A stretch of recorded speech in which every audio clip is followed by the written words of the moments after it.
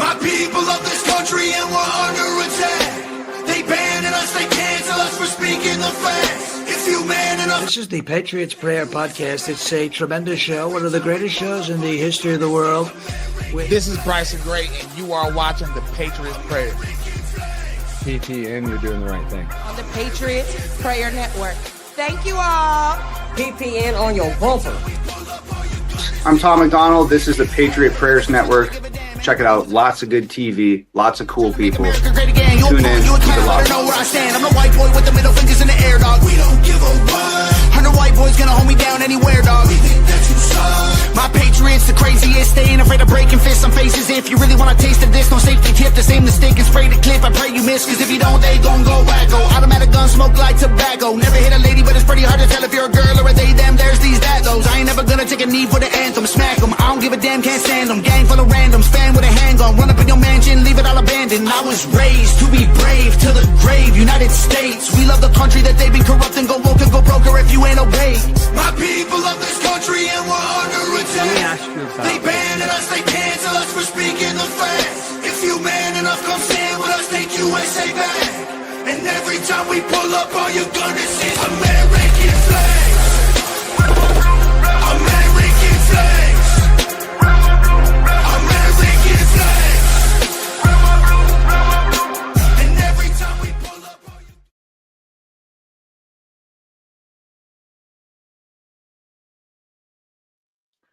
All right, folks, this is going to be an interesting show. To contrast the show that I had the other night with Ryan Matta, we went through some things. Ryan is outspoken as they come. He'll go defend his point of view anywhere. Ryan says, you have to talk to Blake Bednarz. That's the guy. That's who you have to talk to. Blake, welcome to the Patriots Prayer. Thank you for taking the time to go through this with us. I'm told that you probably have more footage, more understanding of that footage than anyone out there right now. And goal here today essentially is to go through that footage. We're not here, like I've said, I'm not here to point fingers to figure out who did it, that sort of thing. I don't know. I'm not the guy to say. To me, everyone right now is a suspect, period. And what I do know is that we're being lied to. And I think today what we're going to do is going to figure out and be able to point out some of what those lies are. And that's our goal here. So with that being said, where were you at when this happened? I mean, everybody's going to remember that day. It's going to go down in infamy. Where were you at when you heard this took place? Sure. Thanks for having me. It's a pleasure to be here. I was actually in the hospital with my wife in the emergency room of all places. I'll never forget it. We're in Bay 2, and she had a kind of a pass out episode earlier that morning, and she's fine. Praise the Lord. But I'm sitting there with my mother-in-law about, 2 o'clock-ish, maybe in the afternoon. And we're literally sitting in some fold-up chairs in the trauma bay. And she goes, "Oh, Charlie Kirk was shot." And I was like, "You've got to be kidding me." I mean, because I was shocked because, number one, my mother-in-law broke news to me. That I could not believe. But I hadn't been on my phone. I'm sitting there with her, and we're talking to nurses and doctors, trying to figure out what's going on with my wife. And so I immediately jumped on Twitter and I started downloading everything I could just immediately. I mean, any video that looked new, because there was already stuff whenever I was on Twitter or X, it was basically, there was already some screen recordings and things of that nature. So, and a lot of them had copy. If you go back and you look now, I've never seen a copyright claim on X ever in the entire time I've been on there.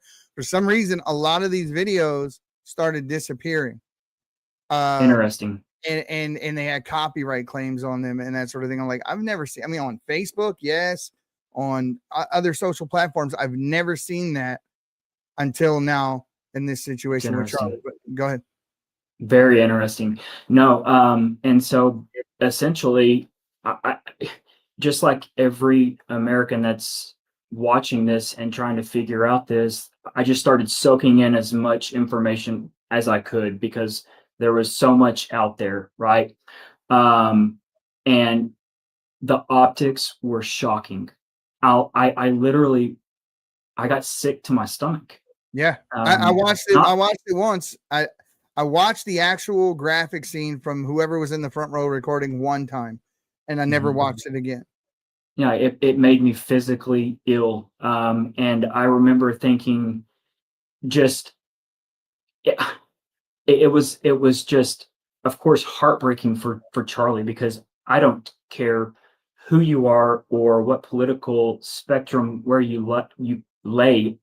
No one should have to go through that ever. I mean, that's just so, it was so wrong on every level. I mean, and so basically, I just was glued to the coverage. All the news networks were, and I remember flipping back and forth on my phone and my iPad and trying to figure out who's breaking news sooner. And I'll never forget, a little bit later, it might have been 30 minutes or so, where it was reported from President Trump that he had indeed passed. And I just, the wind, I mean, because Maurice and I knew as soon as we saw the footage, I was on the phone with Maurice. I ain't gonna lie, I pulled over to the side of the road. I got the text message. I pulled over, and I had an important business meeting that I was heading into, and I was a wreck. And I wasn't Charlie's best friend. I can't tell you the good times we had together and nothing like that. But he did, early on when we got started, he paid for Maurice and myself, fly down to Detroit, offered to fly us out to Wisconsin to do some things, put us up in a hotel. The guy was pivotal and instrumental in getting us the connections that we have. If you've seen the intro of the podcast here, a lot of that was filmed at Turning Point events. So, I mean, he was special, and I think he deserves more than what these people are giving us. I mean, they want us to really believe that Tyler Robinson is the only person that could have done this. And I can think of a million reasons why, but I don't want to skew anything that you're going to say. So I apologize. Continue. No. Mike, thank you, brother. Thank you. I see you in the chat. Yeah. No, you're spot on. I mean, he was literally, I had zero doubt that at some point, if I was lucky enough to be here on this earth that long, that I was going to be voting for him for president. And I remember always saying, God help whoever he squares off against in a debate, because they're going to get smoked. I mean, the guy was just a brilliant debater. I've never seen anybody like him, and we probably will never see anyone like him again.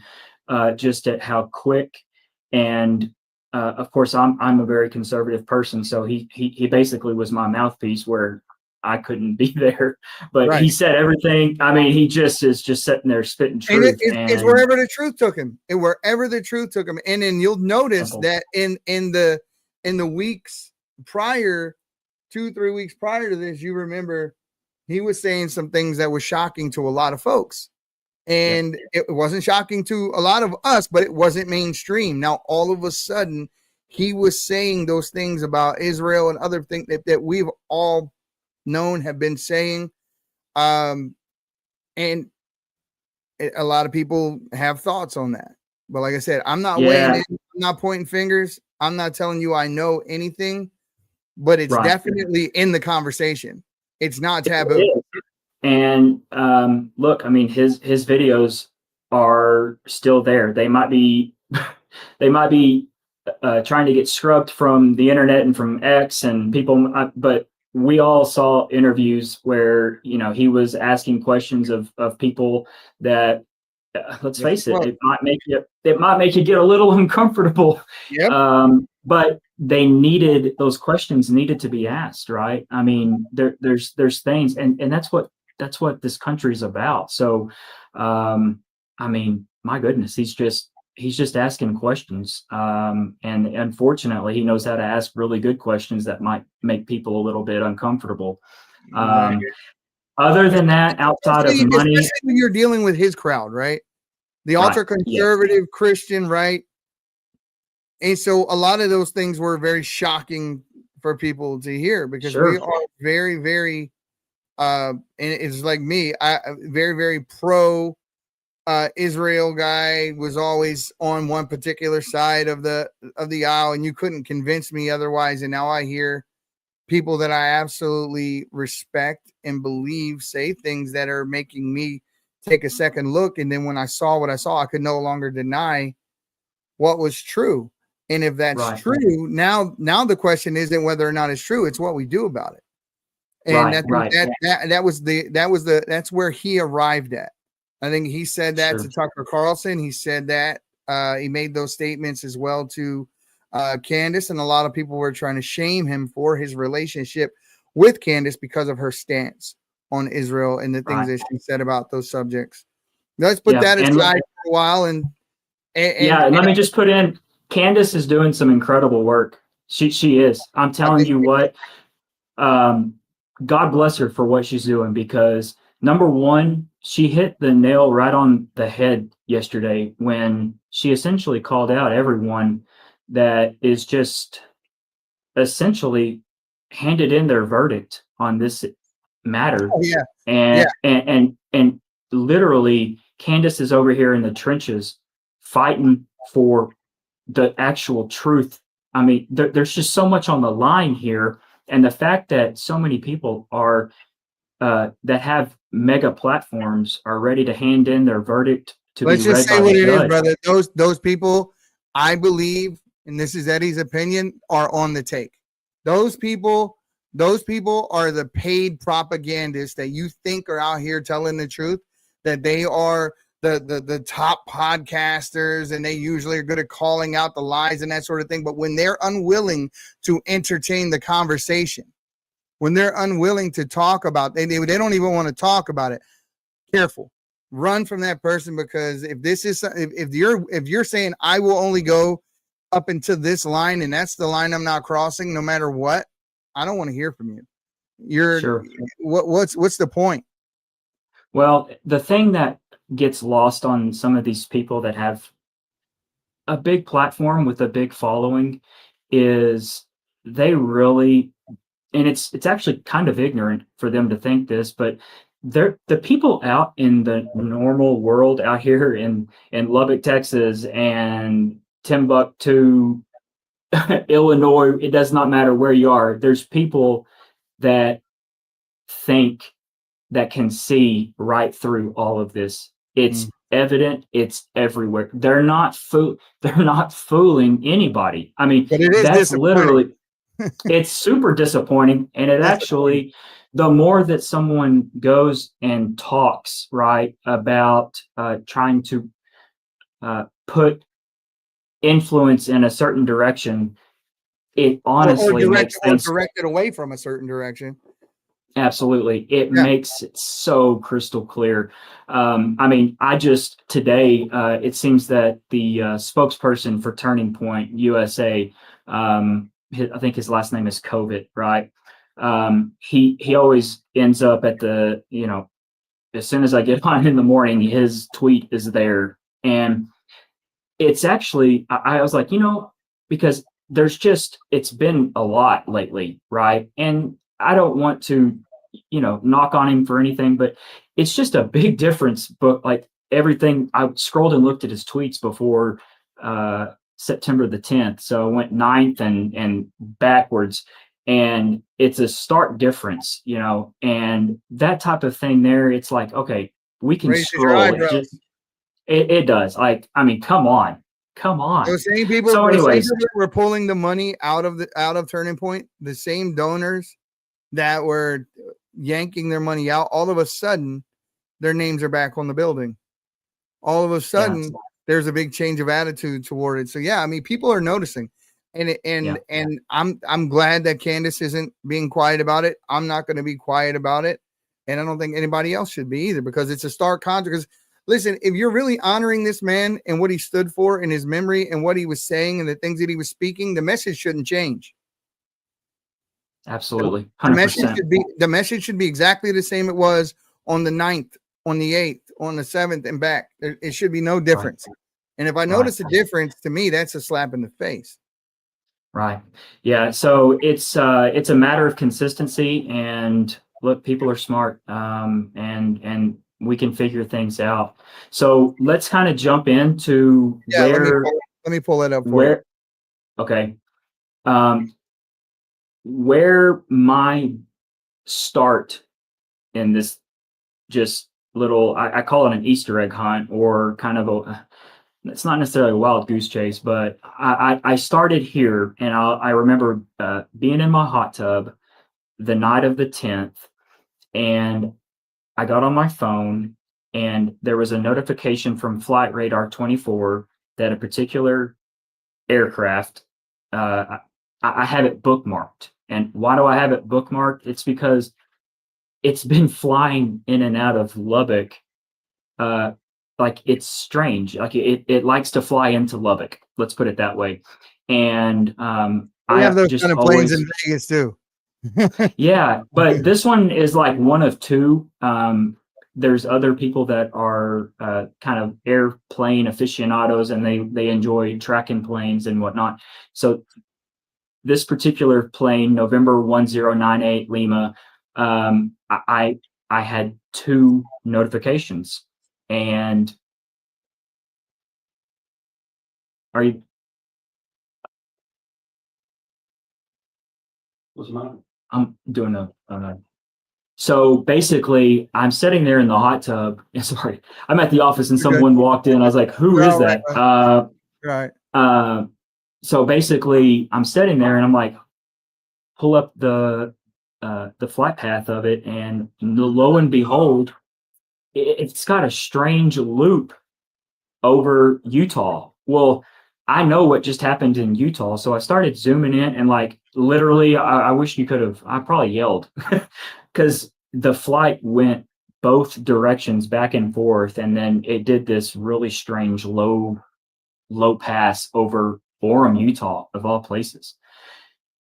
That is, I mean, literally, you don't even need to be told, and your audience doesn't need to be told what that did in my mind. I'm like, holy smokes, what is this spy plane doing flying before and after this assassination of Charlie Kirk? And that's what was the catalyst of this thing, because I was like, this doesn't make any sense. We still do not know. The DOD, nobody has come out and said anything about this aircraft. I don't know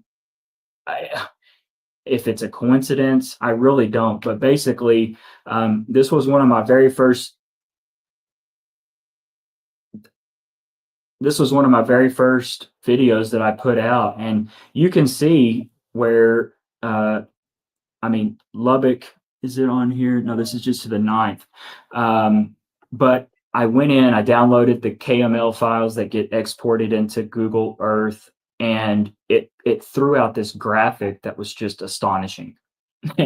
So I'm sitting here looking at this, and I'm like, you mean to tell me that this spy jet was within 2 miles right over the lake there in Orem, Utah, and it doesn't land, so it doesn't get put on the ground in Orem, Utah? That would have thrown up all kinds of red flags, because we all know what everyone did with the other jet that turned its ADS-B beacon off.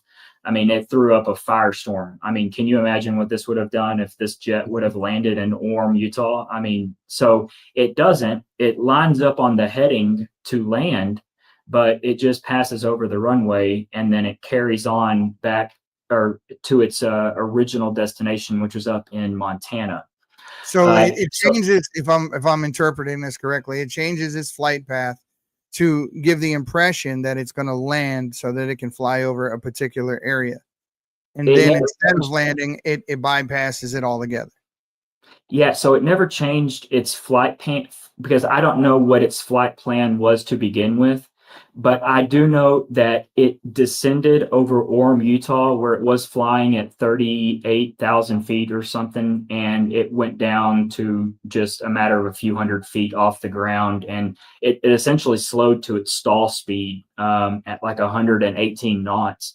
So, and this was 3 hours and 8 minutes before the explosion or shot that killed Charlie. So that is the going trip, 3 hours and 8 or 9 minutes.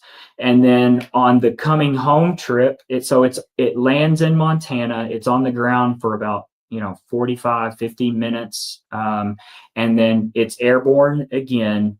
And as it gets over the Utah-Idaho border, that is the exact moment, or minute rather, that the shot rings out, or explosion rings out, 12:23, and this jet begins to descend again and go through its exact same path. So this is actually El Paso to Montana, and here is Montana to El Paso. They're identical flight paths, except here coming home over the desert of New Mexico, outside of Roswell, it really, I think it gets up well over 40,000 feet, and it's flying almost supersonic. I mean, it's going like 700 knots, 800 knots. So that's why you got the red color here. But this is what began the digging of trying to figure out where, why, how, like what's the odds of this spy jet being in the vicinity twice, 3 hours and 9 minutes before, and then coming home, it was about 25 minutes after the explosion or shot. So, and I sat on this information for the longest, because quite frankly, I was like, holy cow, like, what do I have here? It's mind blowing to me that you guys even know to look for this. I mean, I'm just in awe that this even came up on anyone's radar, period. Yeah, well, it wouldn't have mine, because if you think about, if you were to log on to Flight Radar right now, if I go Flight Radar, and we're going to look at any given moment. I mean, this is all aircraft right now as they are over the, North American continent, even down into South America. So, and I would not have, I really wouldn't have picked this out, because you would have had to actually click on the aircraft to see its path. And if it didn't land in Orem, there's no reason to go and click on that aircraft, right? Unless you're looking for it or you have it alerted. And it's actually, you can just go up here and favorite your aircraft or your registration, and that's what it is. It'll send you alerts saying, hey, November 1098 Lima is it's live on Flight Radar, is how it reads. So I wouldn't have known this had I not already, if it hadn't already be flying into Lubbock, and I have mine and like 3 other guys. I mean, their aircraft bookmarked, and then some other just that Doomsday plane, you can track it, other things like that. So, so this is what began everything right here.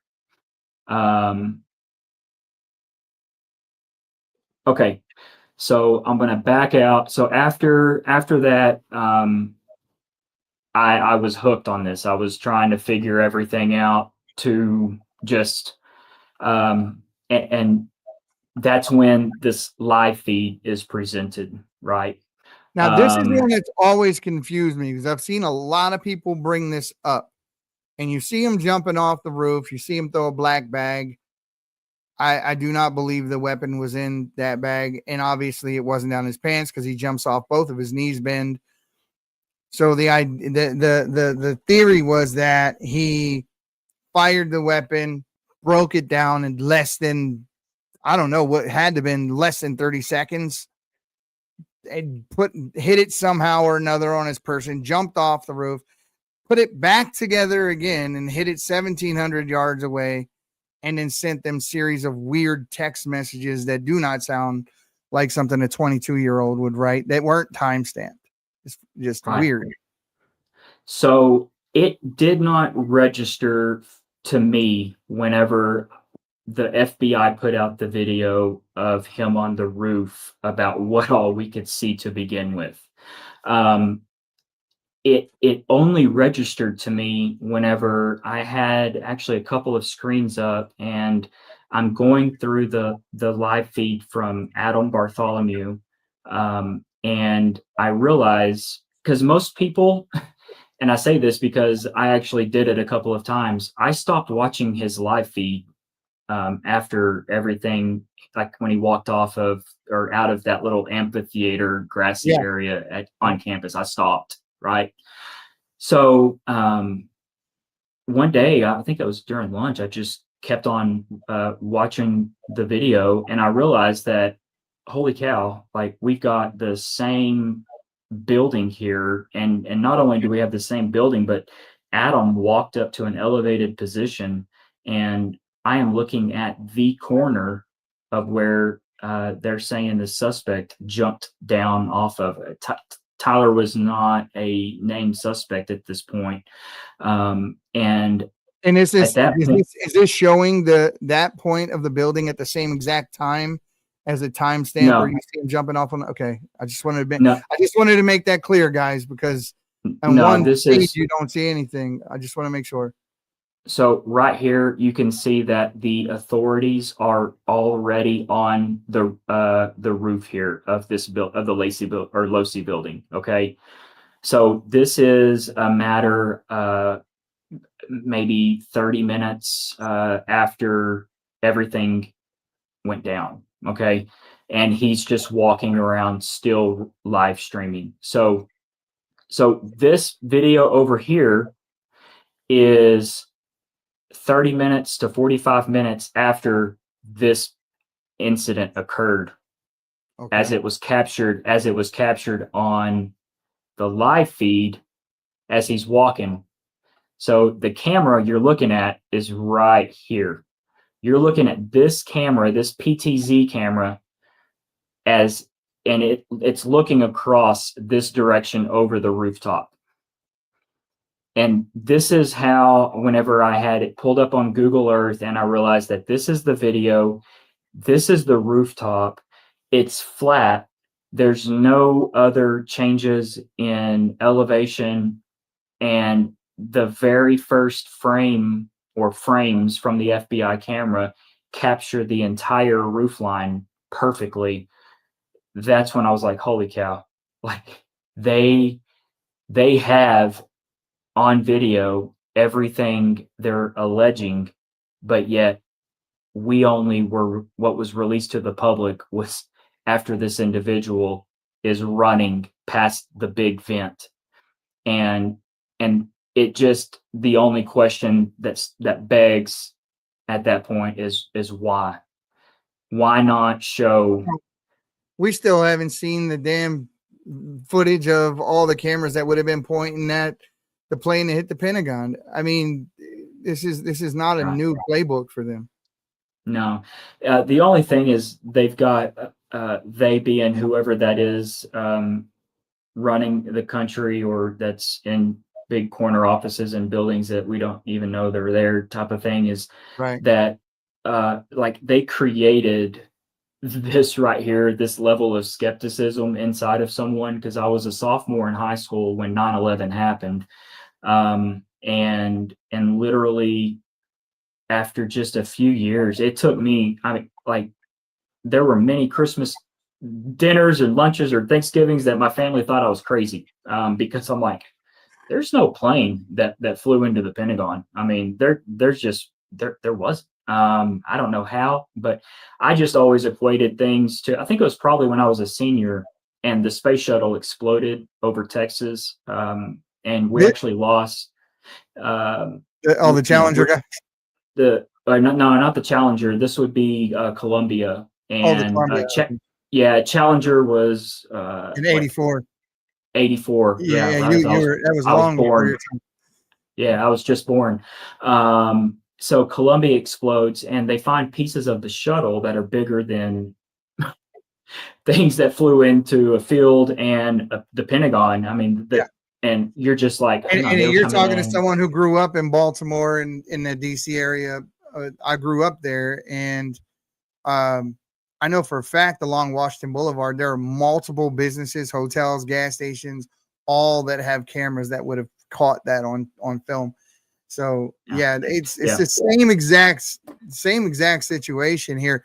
So you're saying from that video feed that was on that PTZ looking at this rooftop, they would have seen Tyler Robinson in the prone position with weapon in hand. They would have seen the moment that he would have pulled the trigger if he was the guy. No doubt. You would have seen him do the waddle, because that's the only thing I can equate it to with a firearm being. Is it still the story that the rifle was tucked in his pant leg? It's insane. It's almost impossible. It is impossible. I'll say that is impossible. He jumped off the building and his knees bent. And you jump off, what was it, 13-foot drop, I think that is. And you could have seen how he landed. I mean, without something hidden in your pants that was a metal object that was, straight and put together, that hurt without that. Imagine if that would have. Yeah, go into the garage and get your 9-iron out, throw it in your jeans that you're wearing right now, and go take a jump off the roof and let us know how it works out. I mean, literally, it's insane. That number one, they would even think to put that out. And then number two, that people actually believe that. I mean, I don't know what's worse. They don't have answers for these things. They know that they actually admit that they don't have the weapon, that they don't have the one. And that to me is like, okay, why isn't this like the biggest news in the world? Because here you got this guy, you said it, his family turned him in and he wanted to turn himself in. And we come to find out that that's not actually the whole story. The story was he sees his face on the news and he doesn't want the police coming with SWAT and accidentally taking his family out or doing something like that. So he goes and he wants to peaceably turn himself in, that way he stays in one piece as it happens. This is the story that we're now hearing. So, if it's like Ryan said on the podcast we have last time, show me the video of him doing this. I'll be the first one to apologize. But as of right now, what you're saying is that what we know is that that's not the weapon. The weapon they put on TV, the weapon they're saying he had is not the weapon. So it's not. It's impossible. It would absolutely destroy someone's neck. And I really hate to talk about it like that, because we're talking about a human that lost his life, but exactly. Literally that the 30-06, and this is in all the PC affidavits and charging doc. I mean, like they've got that listed there. I mean, like, so they're going all in on it, and that was one thing that just blew my mind, was that you can always tell when there's a fabrication of things, because they really try and sell it with extra little details that don't even need to be there. Yeah, like they try engraving sentences on cartridges. Like, so I immediately, because I know, I mean, I'm just a very pragmatic person. I'm like, do they realize how stupid that sounds? Like, why do we keep hearing about etching things into bullets? Like, it somehow makes the case, like, it's insane. I mean, literally, if you hear of someone etching bullets into something, you can pretty much just go ahead and take it to the bank. It's bullshit, plain and simple. I mean, like, no one, it just serves no purpose. Like, it's insane. So that was what I put a challenge out to all my followers. I was like, hey, I'll pay you $1,500 if anyone can video themselves start to finish doing this. And I said, you have to do the whole thing yourself. Like you can't, you got to video yourself doing it. Like, we got to see it, because that's part of it, and no one did. I mean, there were some people, they were like, trying to go get machines and stuff, and I'm like, no, this is a college kid. You're not going to go get a machine and do this. I was like, he did not. That's not happening. So yeah, literally. I mean, like it's insane. Full sentences. I mean, it's crazy. So about the time that this pops off here, that's when, of course, the drone thing starts to come. Now, the preface that they said there were no drones there that day, but come to find out, there were multiple drones there that day. You're right. It's undeniable. Now, there might be some, yes, I'll give it that there could be a bird that flies in. I counted like literally 16 different instances that I spotted something moving too fast. Okay. Like, it's unexplainable. I still don't know what it is. I even went on and tried to find other people's videos to back this up. And I mean, like, you're seeing the thing literally appear in frame and then disappear. And I can't explain it. So I was like, all right, let's try and back this up with other people's video. So I even go here to, this is actually Mickey McCoy, who is his Charlie's chief of staff at the time. He's got the video of him following Charlie, and you can see something fly over, just plain as day, over the crowd.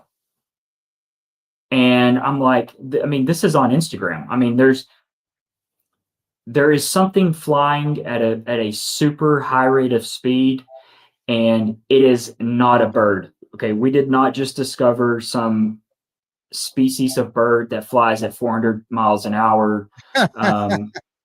Like, literally, like, there's something here, and I don't know what it is or who's piloting it. But I fly drones. It's something I have not seen. The closest I can tell you that that comes to this right here is watching the McLaren or F1, the Red Bull team. They have a F1 car, and they have a drone that chased the F1 car at like 370 kilometers an hour. I didn't know they had that's drones that fast. Yes, they do. And so basically, I mean, this still to me looks like it's moving faster. But at this point, that's whenever Ryan came into my life. I think the world of him. I mean, he's just a super dude. Truly hardworking, right? I mean, he's just, dude, that guy puts his neck on the line to go find things out that I would never do in a million years. And right, believe me, I'm not an easily intimidatable guy. That's not going to happen. But Ryan puts his neck on the line. South America, Africa, going down to Guatemala to investigate the cartel and trafficking. I mean, just amazing amounts of things that guy has done to go find out some of the things that he's found out, and the people he's worked with, like J.J. Carroll and Craig Sawyer and others who have really done a world of good. Tim Ballard from Sound of Freedom. I mean, the guy's just amazing with the things he's done. I've had opportunity to hang out with him. We were in Idaho together not long ago. Great dad, by the way, too. Just an amazing dude. No, he is. And I tell you, so I owe him. He put me on the map because I was frustrated because I didn't really have many followers. Most of my followers are just, we're diehard Texas Tech athletic fans or anything with the university here. So I didn't really have a mouthpiece really to kind of share all of this stuff, because at this point I reached out to Adam Bartholomew to get his original file, and so a couple of things are going on. Of course, every single person that this is going nowhere. At this point, we've got Tyler now arrested, and things we're kind of scratching our head. I remember when that news broke, I immediately went on to Facebook and I found his mom, and I'm sitting there like scrolling through, and I'm like, this kid's normal, as like this kid's like me. Like I remember thinking that, like I was like, this kid went on vacation like every summer with his family. I mean, they're like fishing and I'm like, oh, this doesn't make sense. Like show me something, like something that just doesn't make sense.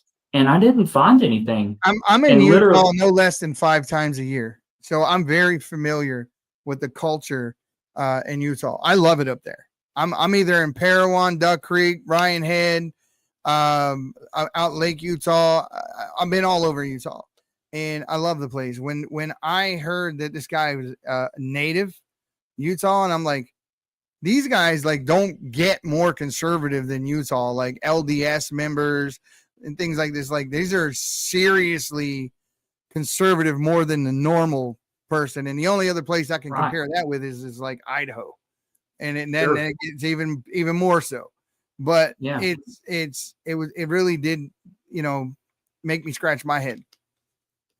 Yeah. So everyone is kind of chasing their own theories at this point. It's that week after, and we really don't know what we're looking at, because really Adam Bartholomew's video is pretty much all we have. And yes, he's walking around. So at some points, the video's real, jumbled, and you have to just watch it over and over again, because literally you just pick up on new things every single time. I mean, I still cannot explain this insanity with this thing flying out of a vent. There's literally. Hold on, whoa, stop. Did you say flying out of a vent? Yeah. Can I see that? Yeah. Oh, you haven't heard this one? No. Watch up here. Did you see that? Back it up.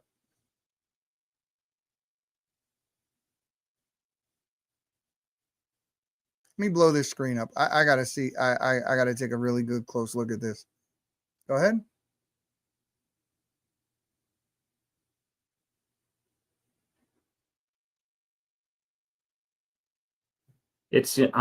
So you're watching my video. I'm gonna slow it down here, and I'll scrub it back and forth. Right there. Yeah. I'm sorry, but that's not a bird. No, it's not a bird. As a matter of fact, it has no wings. And this is like where I started questioning my sanity, because I'm like, what am I watching? Like, what did I just see? Like, yeah, and where the hell where did this come from? Like, I mean, even today in Carroll, I saw he went up to. Yeah, he went to Utah, did his own thing. He went here right now. Yeah, I'm like, the first thing I do is I'm like, all right, Ian, please go to the vent. Let me look at this thing. I mean, I've had multiple people, because I'm like, something flew out of that vent. We are not going crazy. It's not a fake. Like, it's literally, it's on the live stream that he put up within a matter of an hour or so. Like, this thing went live on his YouTube page. Life is Driving immediately. And that's why I was like, everyone do the timestamps and look for yourself. I mean, and it's plain as day, because he shot in 1080p, can't remember if he said 60 or 30 frames. But regardless, it just blows my mind, because this thing literally, it just takes off and it just disappears into the oblivion without flapping one wing. So you saw it. It's just baffling. And yeah, I mean, so 708,000 views. Started pointing out some more. And at this point, so this is where things took a turn for me, is because at this point, people are getting really frustrated because the story's not making sense from what we've been told, and the videos are getting no better.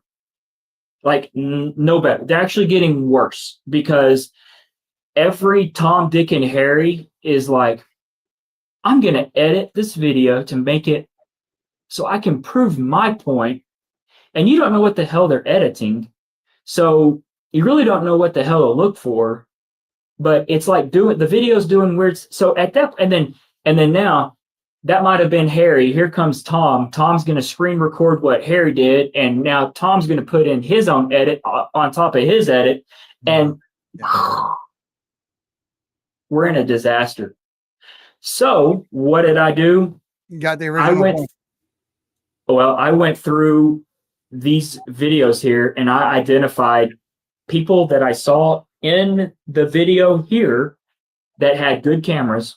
And then I went and found them like on social. And it's real easy actually to find, like, because you can just kind of network through different people on finding, as long as their profile picture can match up with things, or you got people that like the video or they're being tagged in it, you can kind of just meander your way through and find people. And so after I put in a few days of just like hunting faces that I can go and look up and finally found a student that was willing.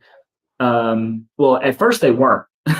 No one would. That was the thing too. So once I found someone, the other half of the battle was getting them to actually answer my text or message my DM. No one was. So I was like, okay, that's cool. So I just put in all this work and now no one's answering me. So what are we all motivated by? Money.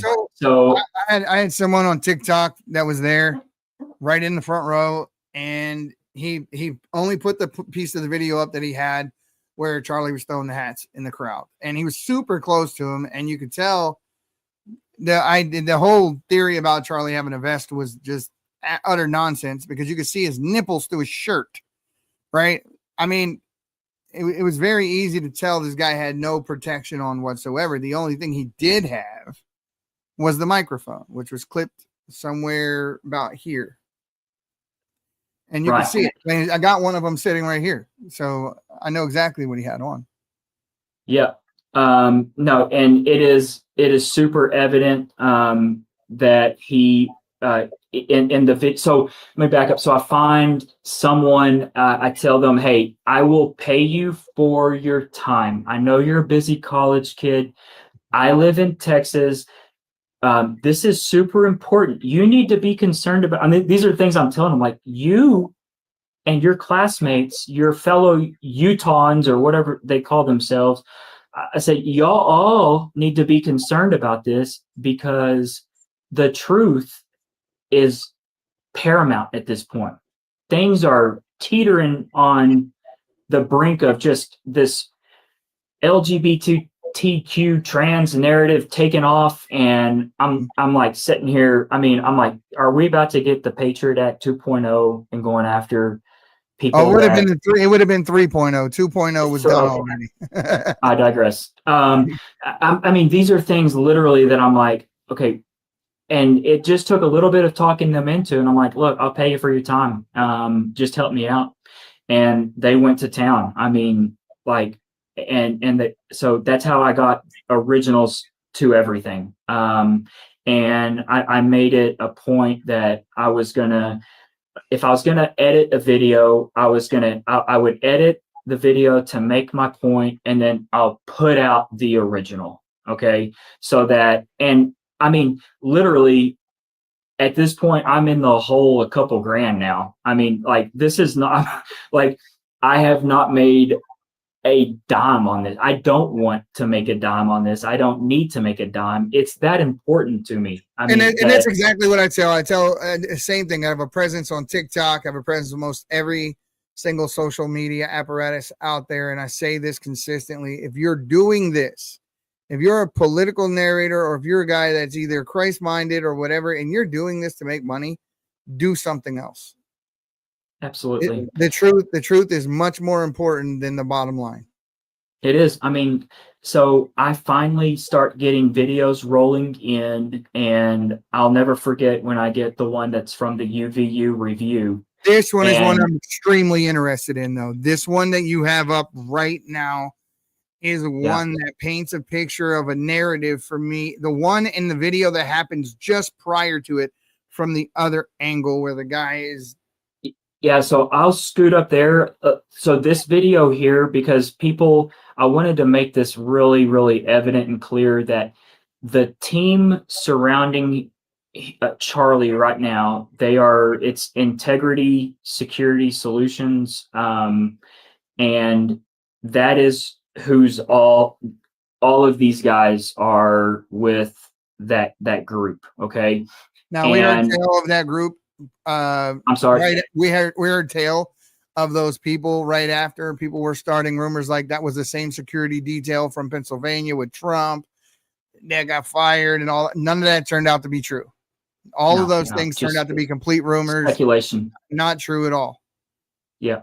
So there is, we might come, or not might, we'll circle back here because there's a lot of things to talk about here with the security detail.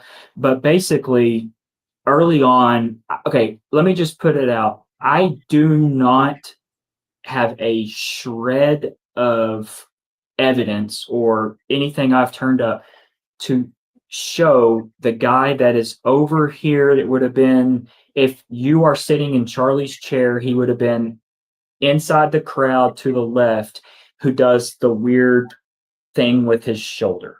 Okay. That he does appear in frame here. He does appear in frame here in about 2 seconds, though. Right. He does. So I will let anyone go and look. I have traced their hands.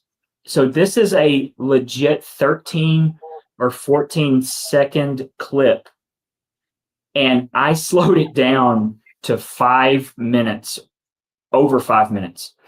It looks really crazy. Like you could say, right there's a handoff. There's a pickup. But watch. Handoff. Okay. So I'm watching his hands. There it is. And hang on. His hand is flat. I'm not seeing anything here. And I'm not seeing I'm talking about the gentleman with the glasses and the blue shirt. If you back over here. Yeah, you'll back it up a second. You'll see he puts something in his hand right there. He takes it from him right there.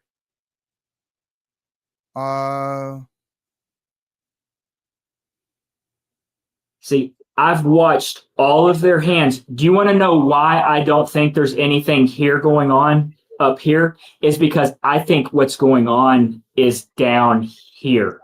Below the table. Below the table, without a shadow of doubt. Okay. This guy down here dives for he goes down to where he's around where Charlie's head would be. Charlie's head's going to be around the gentleman in the khakis, around where his foot is. Okay. That's going to be where Charlie's head is. And this guy comes in and he goes in pretty far. He's within arm's reach of Charlie. Okay. Like his arm, here's his bald head. His arm can reach Charlie easy. So he does something, but then right here, you also have, is it Dan Flood? This is the taking the video. So he is either starting to record or he is stopping the recording. But one thing is crystal clear because those are those meta glasses that he has on right there. Yes, right? One thing's abundant. Yeah, I mean, I have the same pair, or they're made by Luxottica, or Meta went into a deal, so that company owns Ray-Ban and Oakley. So it's essentially the same frame, except mine are Oakley, and this guy's wearing Ray-Bans, but they're the same glasses with Meta. One button right here on the right-hand side. And so whether he is stopping the recording or he is starting the recording, one thing's completely evident. He is over his boss's There's the audience. guy right there. That's the guy right there with the brown shirt. Yes. So this guy is over Charlie's body as he is bleeding out of his carotid artery and jugular vein. What goes through his brain is that I need to stop or start videoing. I do not know if that's behavior. In the moment, it's not normal. Every one of these people, the thing that I would think they would be doing, like the gentleman who just jumped across the table, right? I'm thinking that if you are there for any good reason, you're jumping that table to make sure Charlie's all right or to get him all right. But instead, he jumps across the table. He does this thing with that guy that you see right there, and he runs off, right? I mean, why wouldn't you just go around the table if you didn't need anything on that side of the table, or you weren't going over there to see if Charlie was all right? That's why this whole thing is suspicious. And then he takes off behind the backside of the tent. And then this guy here with the glasses on, I'd like to know who he is. So there's a tweet that went out because the group and of course, this is all stuff that I have just researched on X and also on just taken a few minutes on the internet. But basically, there's a group called Schaefer, and Schaefer is who had the contract with Turning Point from early on 2017. I don't know, up until I can say because Schaefer put out a tweet that they stopped doing stuff at 2022, and then he put out a very, very colorful article, or he was quoted, and that is, I want to get to this to this main point. So right here, I'm going to blow this up for the audience. There you go. Yeah, and you can read for yourself. So basically, it's Schaefer Security Group. He's saying, okay, so they started 2015 up until 2022. I mean, this is as crystal clear. He even names who is involved at this point: Rockhouse Integrity Group, DBA Integrity Security Solutions. Who owns it, or who's the managing member? It's the Brian Harpole. But this right here is very telling. Schaefer First Integrity Security Solutions founder Brian Harpole, TPUSA Security Director Dan Flood, both used to work with him until they Brian Harpole was the best friend to work 7 years of Brian. Then short of the contract. So what this is this guy right here is Dan Flood, and this guy over here in the blue is Brian Harpole.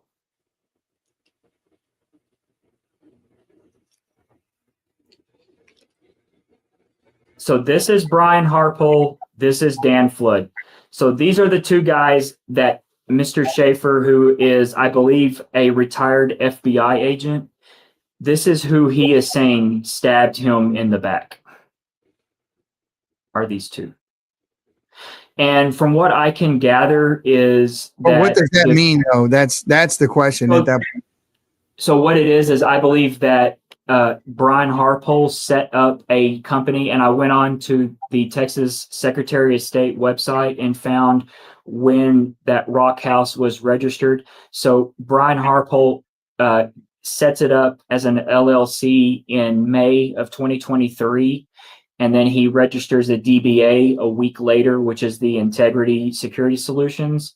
And what I believe happens is these two guys get together because they're best friends, and they say, hey, look, we can do this better. Let's push Schaefer out. Yeah. And so they... I've had that happen to me before. Right here. They just... they just undercut the contract, right? And I'm sure there's other layers to this, and this is like the I don't even want to say 40,000 foot overview. It's probably more like 100,000 foot overview. But basically, that's what is being described in this article here about this whole how everything went down. Okay, and yeah, it's on my page if anybody wants to read it. I made sure because it basically is telling. So I want to let me scroll back down here. Okay, that dude with the badge is weird. I don't know what that's about. Okay, so we've got here at this point. There's so many different narratives. Where are we at? We're September 27th. So we're just this past weekend. It's like everybody has, with everyone's narrative, if unless you're staying just focused and head on the track, you can really get off on some tangents. Okay. So I was like, all right, I'm just going to circle back. Here's what we know. Here's what we don't know. Okay. And the main thing is that my point first, Ryan picks it up and Ryan can throw these videos out perfectly, is that the impossibility for what they're saying Tyler did, or it's impossible. Okay. There is. So is that the point where Tyler Robinson is running? He's already seen in a sprint on top of the roof, and those people are ducking because they hear the sound of the weapon go off. So the question then becomes, how is it that Tyler Robinson is the one firing the weapon if he's already in a sprint when the weapon is fired? Am I getting that right? Exactly. And you have to even take it a step further, because quite literally, you have to remember Tyler or whoever is up there supposedly firing a weapon, they're laid down in an army position. Okay. So they're laid down in their position to shoot. They have to get up with their rifle, pick up the backpack, pick up the towel, and then take off running. That on itself, with this footage, right where you're inside the flag room. I guess Ryan, where did Ryan put that? Maybe it's at the very beginning. Like, yeah, it's impossible. It's impossible. Right. Like coming up right here, where you're talking about where they're inside the room on the other side of the window. Yes, yeah, they call that room the flag room right here. Okay, these people in this crowd are, some of them haven't even. It's not even registered.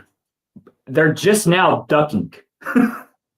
Because the shot just rang out. Okay. And I know that because I can back that up. I mean, it's not like people started to duck 4 seconds after the shot. Right. So that on itself, this video that just someone happened to video inside the flag room, looking out over the audience. This is just a freak deal. But guess what? It's 2025 and everybody has one of these things.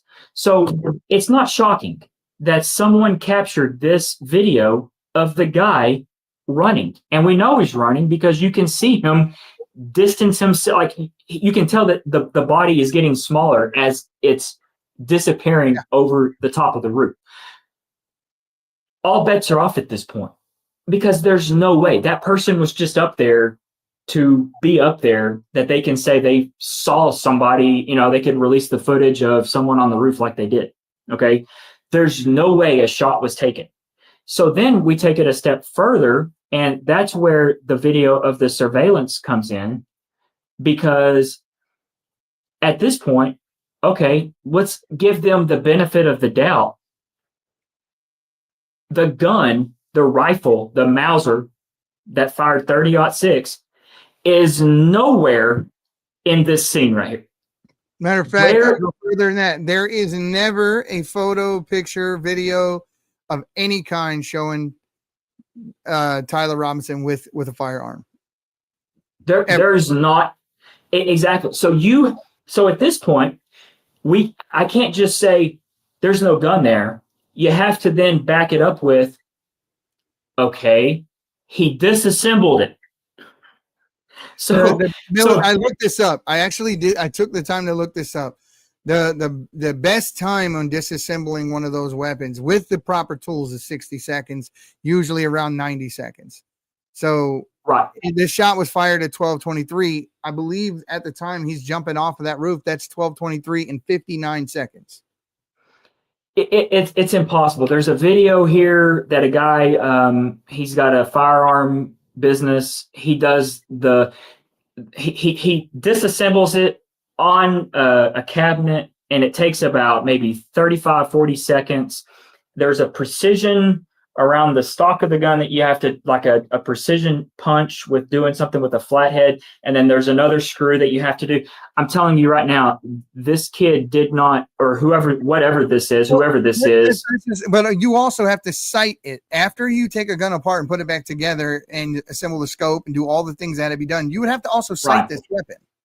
Right. So we're at 141, 2 yards, I believe, something like that. Mm-hmm. And that's what they kind of detailed. So he put this gun together, sighted it, fired it, took it apart, and all within that little frame of time. But no one ever sees him do it. He just must do it because it must be, because otherwise our narrative falls apart. So we have to make up these little details to fill in these gaps. And that's what they've done. Right. I mean, literally, if this is true, like someone with Paramount or a big movie studio, I mean, Tyler needs to be the subject since Mission Impossible's done, Tom Cruise is done. This is the new character. It's a Utah LDS kid that's our new Mission Impossible person, because and it sounds so silly because it is silly. Like, this did not happen on the roof, period. So at that point, you're just wide open to the fact of, okay, here's the meta glasses.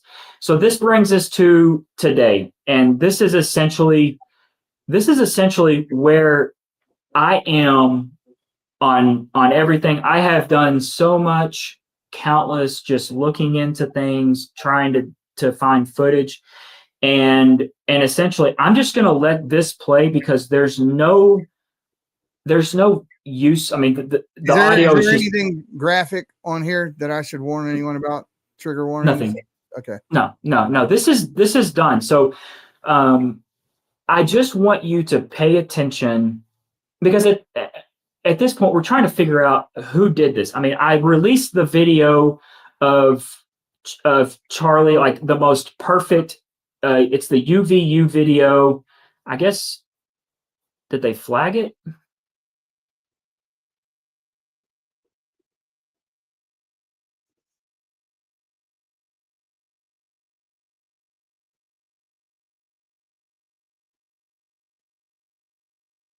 Whoa, I'm sorry about. Oh, that's that crazy person. No, hang on.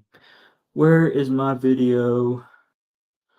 It must be still down here a ways. So I put out the video that is the UVU tripod, and I mean, it's plain as day that something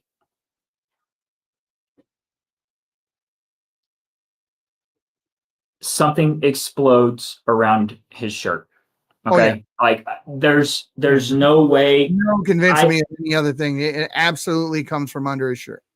Right there's a smoke, as a matter of fact, and I believe that is a plume of smoke, or it is the inside of his shirt throwing up on the, like this. I think it's a shockwave, to be honest. Like, I mean, I don't know what it is, but I know that this is what the school. But there's one thing that's missing from this picture. There's one thing missing from this picture, Blake, that I think everyone would agree with me on. There's no bullet hole in his shirt. There's no bullet hole. There's no entrance wound. So if the bullet came from that side and that was the angle in which he was hit, you're looking at his shirt. Where is the hole? Right. Yeah. It doesn't make, and this is where, because there's been a few people I've learned that you just don't look at your wall, because there are some crazy lunatics out there. But there were people saying, and one of them, I follow him, and I think he used to be a Marine sniper, but his whole thing was, this frame doesn't exist. on any of his stuff that he has. I think he said he compared it to 4 other videos. And it's mind blowing because his 4 videos are like from Snapchat, like screen record, like they're all at 24 frames a second, possibly. This video from the school was shot at 60 frames a second, 1080p on a tripod with a microphone. So there should be zero surprise to anybody that we're going to see extra things in the frame that you're not seeing off of the Snapchat shit you screen recorded. And for you to sit there and like be like, oh, well, I've got 4 videos and there's this is not there on any of them. Well, no shit, Sherlock. Like, you've got to go and find something. Like, get off your ass, quit screen recording, go find somebody that recorded with their iPhone 17 Pro or 16 Pro and get that footage. And guess what? You're going to start seeing shit like this because the frames per second is key. So that's why we're seeing things that we did not know were there, because to date, this is the only like high quality video that has ever been released that and we can see. That face is indicative of something blowing up here. Yeah, they're like, you manipulated that. I'm like, how? Like, dude, I do insurance. Like, I don't have this kind of time to sit around and mess around with editing videos. Like, if you don't believe me, go ask the UVU review. Go call the director up tomorrow and ask her for the footage. I said, I'll take your apology first, and then you can tell everyone that you were wrong and that, yeah, this is actually the footage. I mean, they put out the UVU review. It's just they edited it on their own. I mean, it looks awfully familiar. I mean, like, this is the same frame. Someone can lay my video, screenshot it on top of this. Now, granted, the UVU review, they slowed it down on their own. Okay, like they edited it because they put blurs, and then they put this watermark here. But this is their video. All of these people, if you lay my video on top of here, they're all gonna match up because it's from the same camera. Now, I'm gonna go into other territory real quick. I took this video and I listened to the sound of the video. I listened to the sound of the video from the perspective behind Charlie, where you can see the guy with the brown shirt fiddling with his sleeve. And if you listen to the sound in that video, that's super close to Charlie. The sound in that video, and then you compare it to the sound in the video of the booby-trapped pagers. Oh. They're damn near the same. And if you go to my page right now, you'll see a video that I made. It's toward the top there. It's a video that I made where toward the end of that, I'm basically, I wouldn't say trolling Timcast, but I just didn't like the way they treated Ryan. I didn't like the way they try to ignore the facts that he was bringing up. So I took the time. You're talking about Tim Pool? Yeah. I, if you look at that video that I created, it's like 22 minutes long. But it answers all the questions. Every time he tries to give a different answer, I show the video evidence. Like, this is why you're wrong. This is why. I did. That interview made me so frustrated that Ryan did because Ryan is making excellent points, and it's like he's like, Tim's just confusing him. Why didn't he take the $150 million? Because he didn't want it. Like, that's the stupidest damn thing you could. Because he didn't want it. Who doesn't want $150 million? That is the dumbest thing you could say. You just didn't want to accept the fact that this particular guy offered him money for a specific narrative and he told him to kick rocks. What Absolutely. That means, how that shakes out, does it shake out into this? We don't know. But at least acknowledge that. All right. That means this is factual.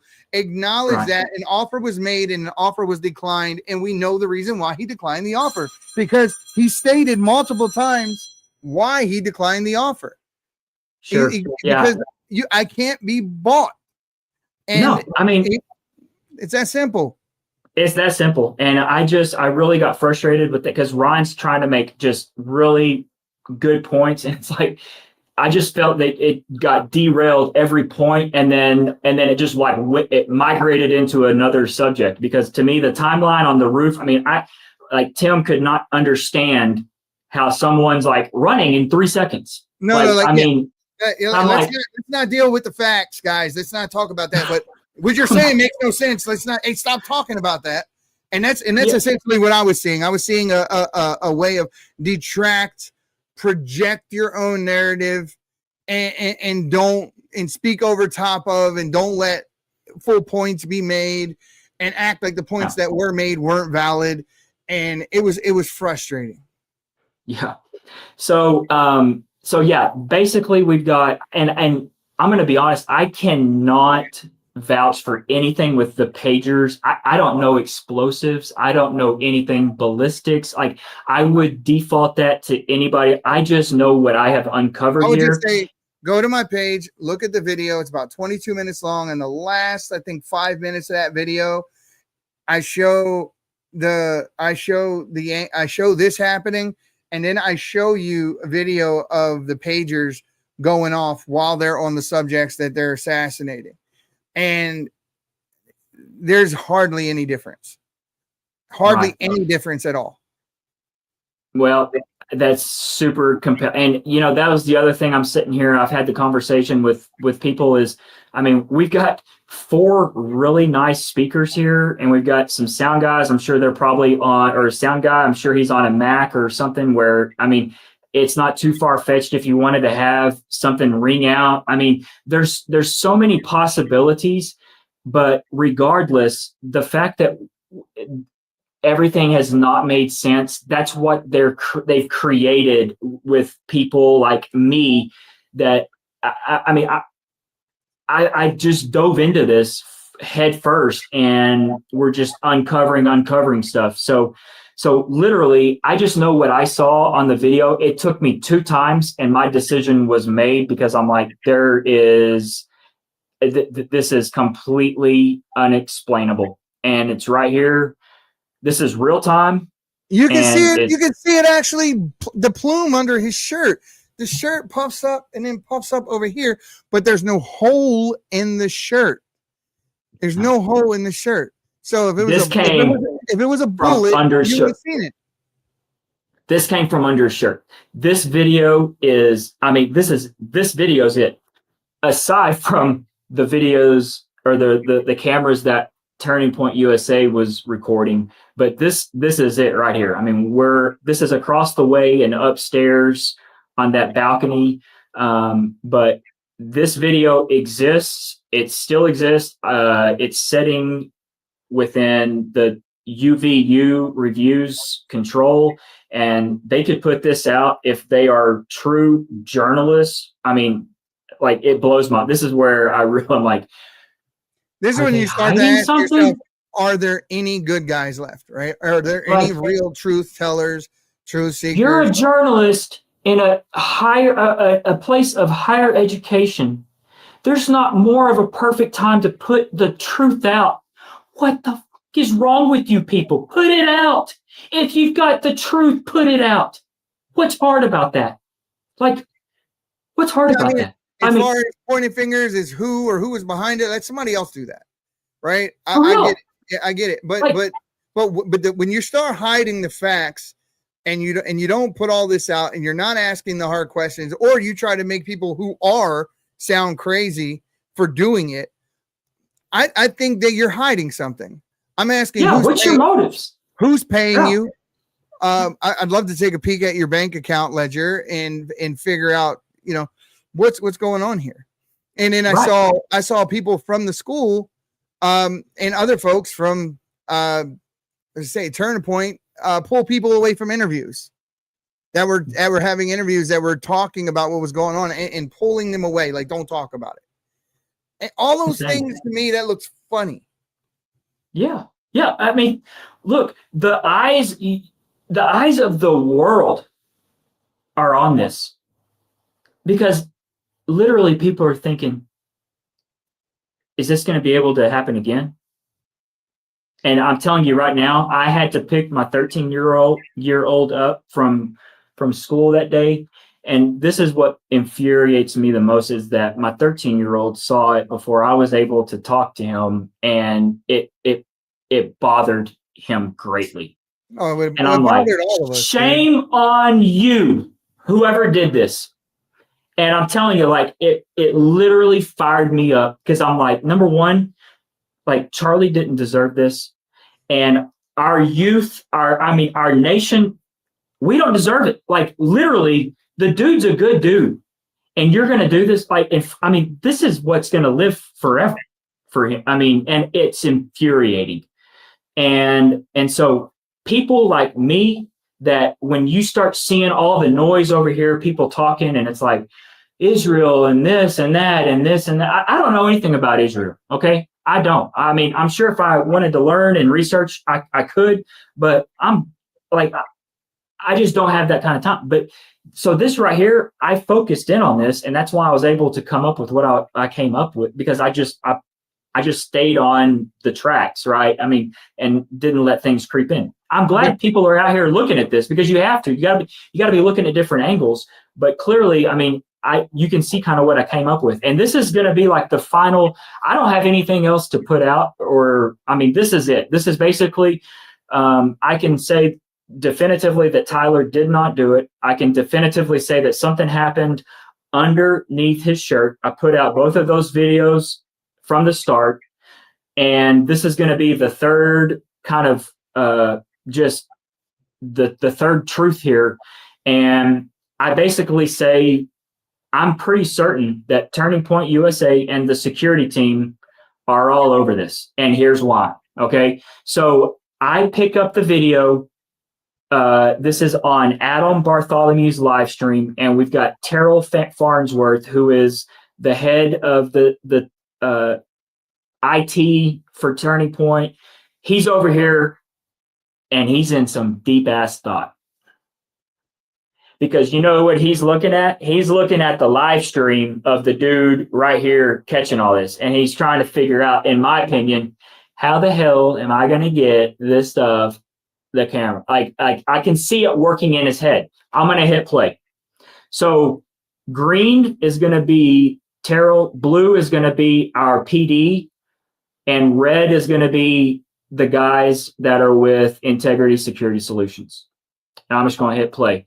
I've got these broke down, so it's going to take 10 seconds, and then it starts to play. And I want you to just watch the body language.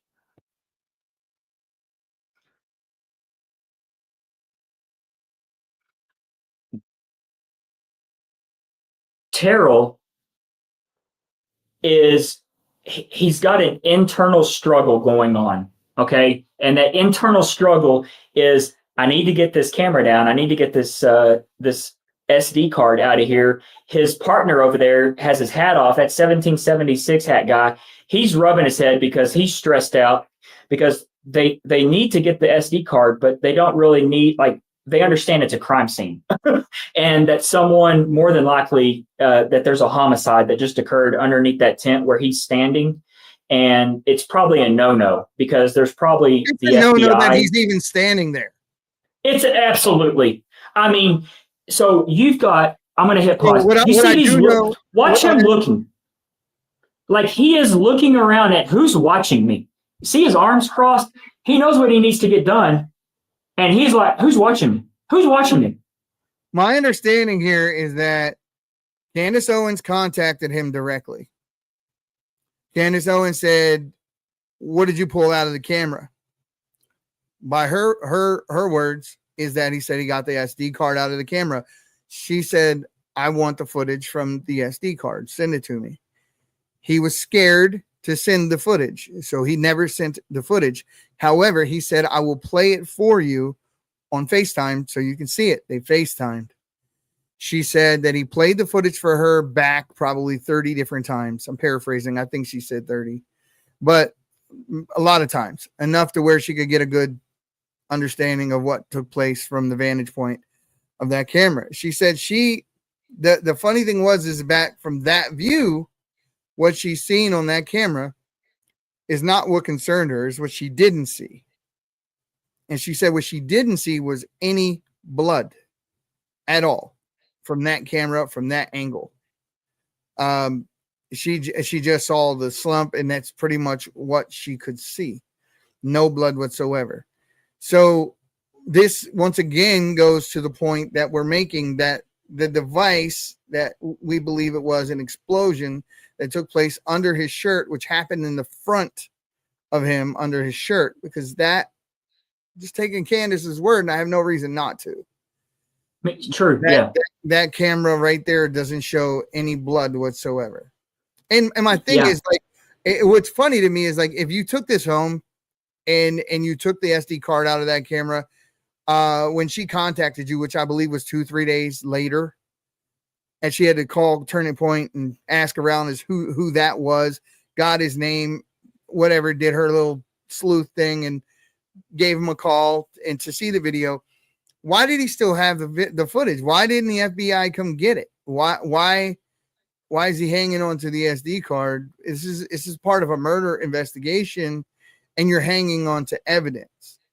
So that's 2 felonies. That's 2 state felonies. That we're talking disturbing the crime scene and withholding evidence in a murder case. I mean, you can go obstruction. I mean, that's a federal. You gotta understand, though, at this point, though, is that good or is it bad? Because you got to look at it from both perspectives, too. Has the FBI told us everything, or the FBI just been full of shit for the longest since this has happened? So that's true. Is he protecting the footage? Okay, but hang on. So I'm going to stop you right here because, number one, you're speaking with hindsight being 2020. At this moment on September the 10th, he does not know that the FBI is about to be full of shit. He can't look into the future and know this. Correct. Yeah. I'll concede to that point. Yeah. So at this point, we've got, okay, the one thing that's evident. Okay, this guy, no one's really talked about him. He's up on the perch. He's about where, not on the perch, the perch. He's behind Charlie, and it would be to his right. This is going to be where the thing flew out of the vent. He's right over that vent dish. I'm not saying he has anything to do with that, so audience, please don't confuse that. I'm just saying this is where this gentleman is. He actually takes off running. I'm gonna duck into that right quick because it is a very interesting view. Okay. 10 seconds have passed since the shot rang out and Adam Bartholomew walks up to the rail. And this big boy, he's not big boy, but he's a heavier set dude. He goes cooking.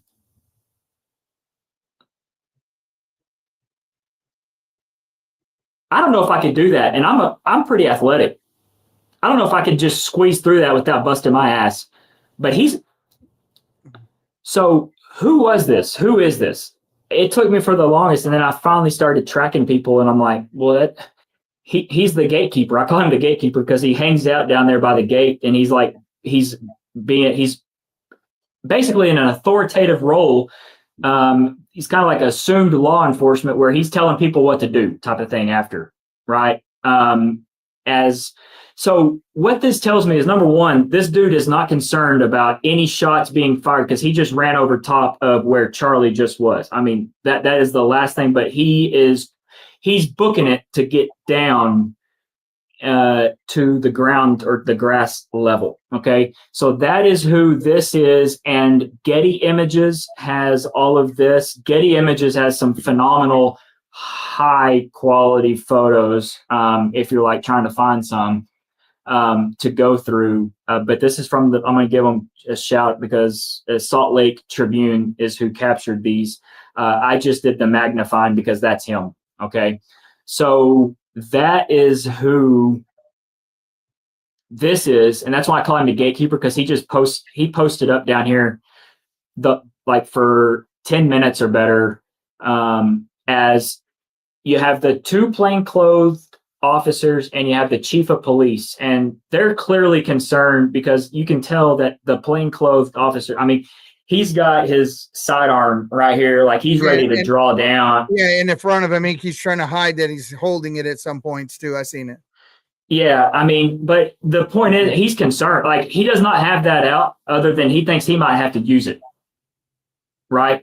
So the one thing that became very, very crystal clear is that, number one, they're not concerned. They, being Turning Point, is not concerned about their equipment. They're only concerned about the SD card. Okay. Because the equipment gets left here on the table. I've heard people say, oh, they didn't want their camera equipment to get stolen. No, that's bullshit. They could care less about that equipment because they leave it right there on the table. The only thing he's concerned about is getting the SD card out of the camera. Okay. That's it. So the looks where, I mean, man, I just know that, like, where you're trying to see who's watching you, because you're doing something you're not supposed to be doing. I mean, that's what this is. There's no other ways around it. So this is, it's because of folks like you, myself, others that are willing to dive into these things and ask the hard questions. And there's so many of us. There are so many of us. And if you're watching and you're one of those people, just keep going. Don't stop. If anyone's telling you you shouldn't say that or don't listen. Keep going. That now Kash Patel is saying that he's willing to, or he is investigating alternative theories.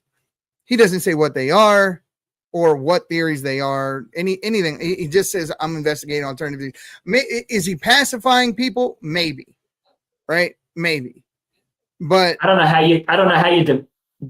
how you defeat everything that's already out. If you are, look, Kash Patel, I mean, I'm a Trump guy. I am. I'm a Kash Patel guy. I really like Dan Bongino. I really do. I mean, I'm a Dan Bongino fan. You see this? That is my inauguration ticket with Trump's signature on it. You could not look in some. My Trump sign fell when I said that. There's obviously like that. Maybe that was a sign. But the thing is this, I think we are all, people like us are not like agenda driven folks. Like, let's say Laura Loomer. Laura Loomer thinks that if you are anti-Israel or you're asking hard questions, you're anti-Trump. Like, they hold hands. They're one and the same. I'll call Trump out if he screws up. I'll call Kash Patel out if he screws up. I'll call Bongino out. If I don't believe what they're saying, my job and your job and everyone's job is to say that's bullshit and that's not true and do better. And that's what we're supposed to do, because other than that, you're just a brainwashed acolyte, and you're easy to be influenced, right? Yeah, this is what we voted Biden out of office. I mean, this is what we did not want to happen. That's why, like, Trump just went in and, I mean, completely bulldozed things, is because we saw this type of control and the suppression and just the falling in line with the other party. And no one wants any part of that. I'm sorry. Like, that is not what, like, it's wrong. It's just so friggin' wrong. So yes, if they're wrong, so that's where, if Kash truly is going to honestly look at things, thank you, brother. Like, literally, you have to, because things are not right now. They're not. And but it's killing me right now. I guess what gets under my skin more than any of this right now is the fact that they're not. They are talking about Tyler Robinson as if he walked in that building and confessed, and he didn't. He didn't. They're talking about. Yeah, they're talking about like he walked in there and confessed. They talking about like he hid the gun. What do you mean the gun? You don't even have the gun. You don't have the murder weapon. Look, we have Governor Cox on 2 press conferences, one where Kash is talking. We have, my goodness, we've got the state trooper or sheriff's office. I think he's a state trooper, given a press conference on how everything went down with where he surrendered. We've got the district attorney that just went in and spilled the beans on everything. We've got interviews. Like, they have their story, and it's really hard to go back on it. That's going to be the thing that is, I'm like, I don't know how you go back on it, but I know that we've been fed some bullshit, okay? And we don't like it. I'm going to keep on right quick because this here, this is SD card number 2. So as you can see, we've got the red plaid shirt, beard guy with Terrell. Terrell comes up to him, and I can see this is just me speculating, but I'm like, they're talking about how can I get the other SD card?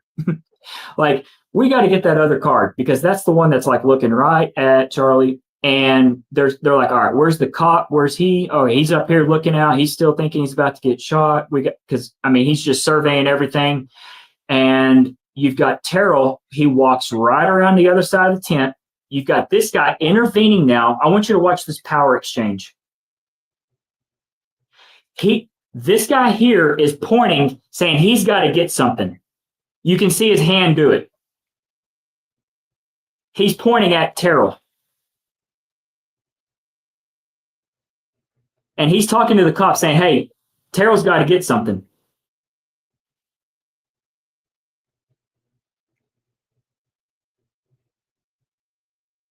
So then, Big Boy in Blue's not convinced totally. So he stops Terrell, said, no, you got to come on, man. Terrell's like, no. And I don't know what happens here, but you can clearly see that the man with the badge and the firearm drawn does not have the power to tell Terrell to go back and get away. Terrell still wins out and goes and gets the SD card out of this camera here. Did you see that? Now, and I haven't heard any speculation or anyone talk about what's on that SD card, nor have I seen any footage from that SD card. No, but I can tell you it's recording because you can see the light, and the female she's a dark-headed female. She's the one that's behind this camera. So, where are we at? This is my main point. This is how I'm saying this whole thing stinks, and here's why. Is because after Terrell has both SD cards, we have the team. He says George Zinn because in the audio, I'll back it up because I'm sure someone's like, why?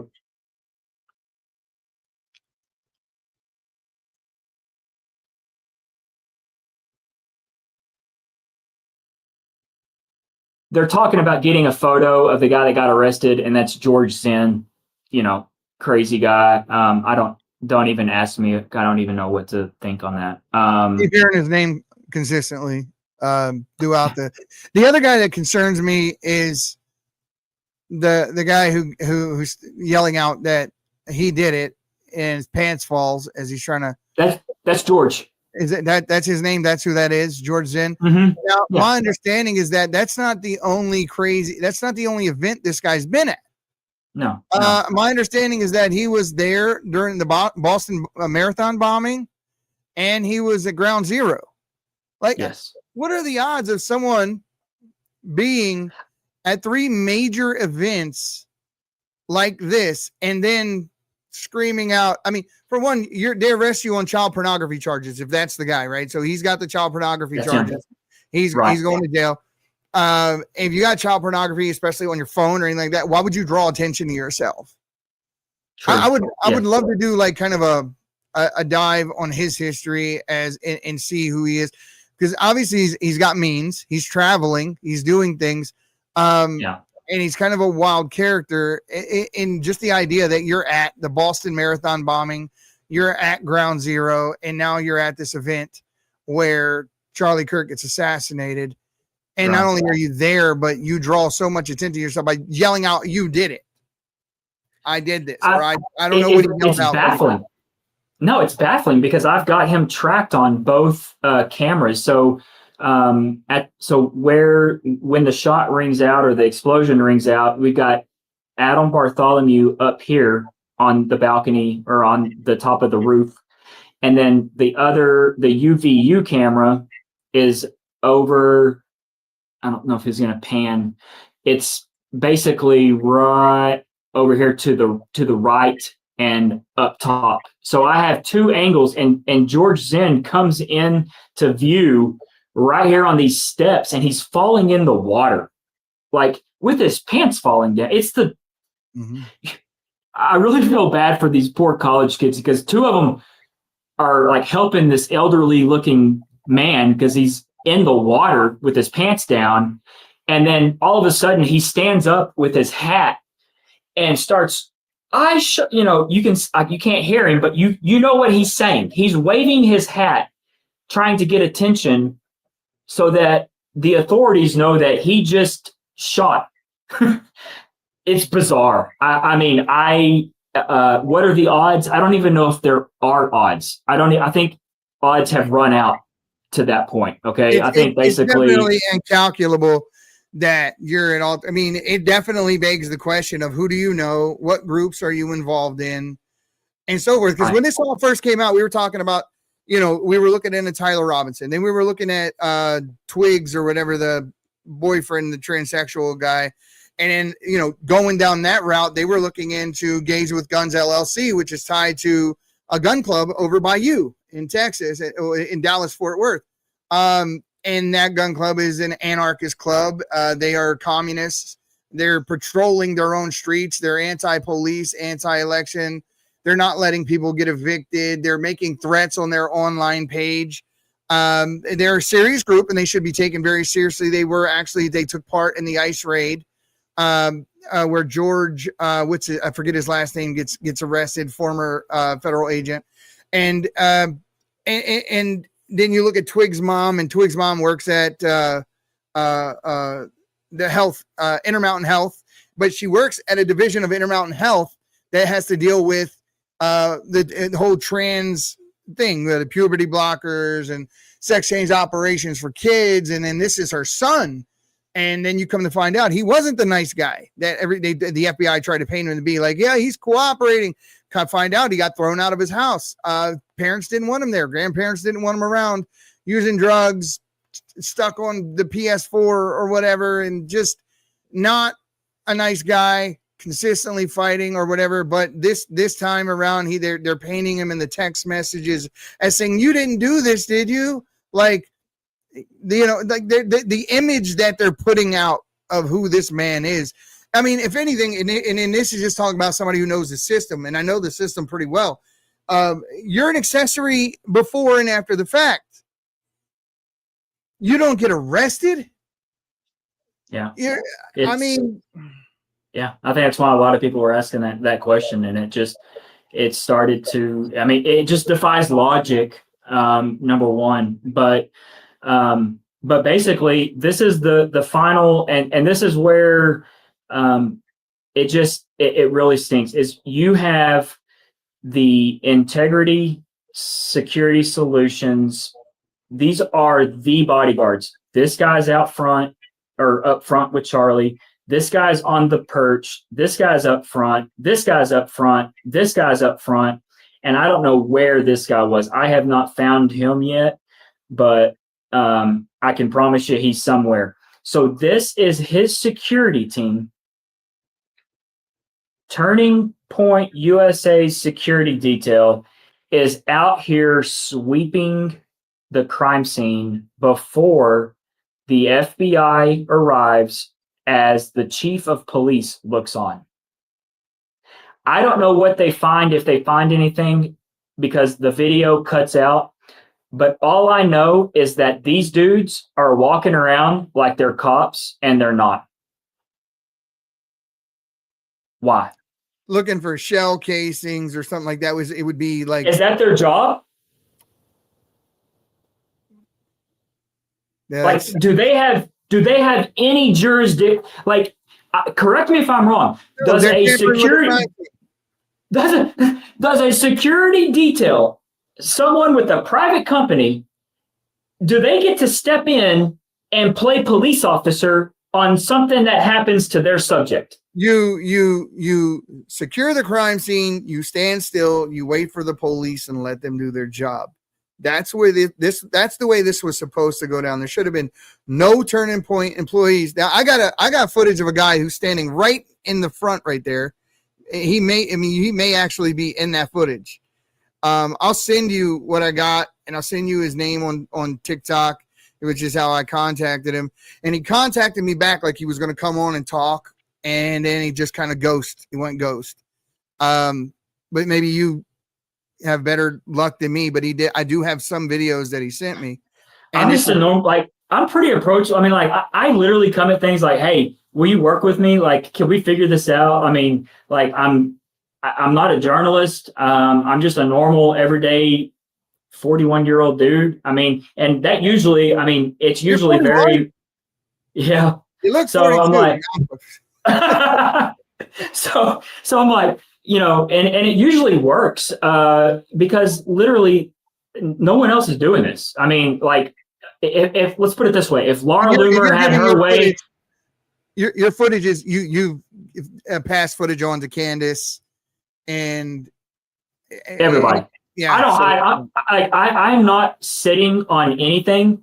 I don't want to sit on anything. Number one, I don't want anyone to be like, oh, he's got special footage. Like, no, I've given it all away. So, I mean, like, it is what it is. The messenger has already messaged his stuff out. So it is what it is. You know, it's 2025. You can't pull this shit off in broad daylight with cameras around and expect people not to be able to get stuff. So literally, and quite frankly, with what I remember very, very vividly, Kash Patel talking about this is going to be the most transparent FBI ever. I mean, this is the chance. I don't know. We'll say I know this much. I know that there's a kid that's not been charged federally at this point. Okay, that's sitting right now that's not entered a plea. Who the state of Utah has pretty much promised that they're going to take his life, and that everything that has been told to us so far does not make sense.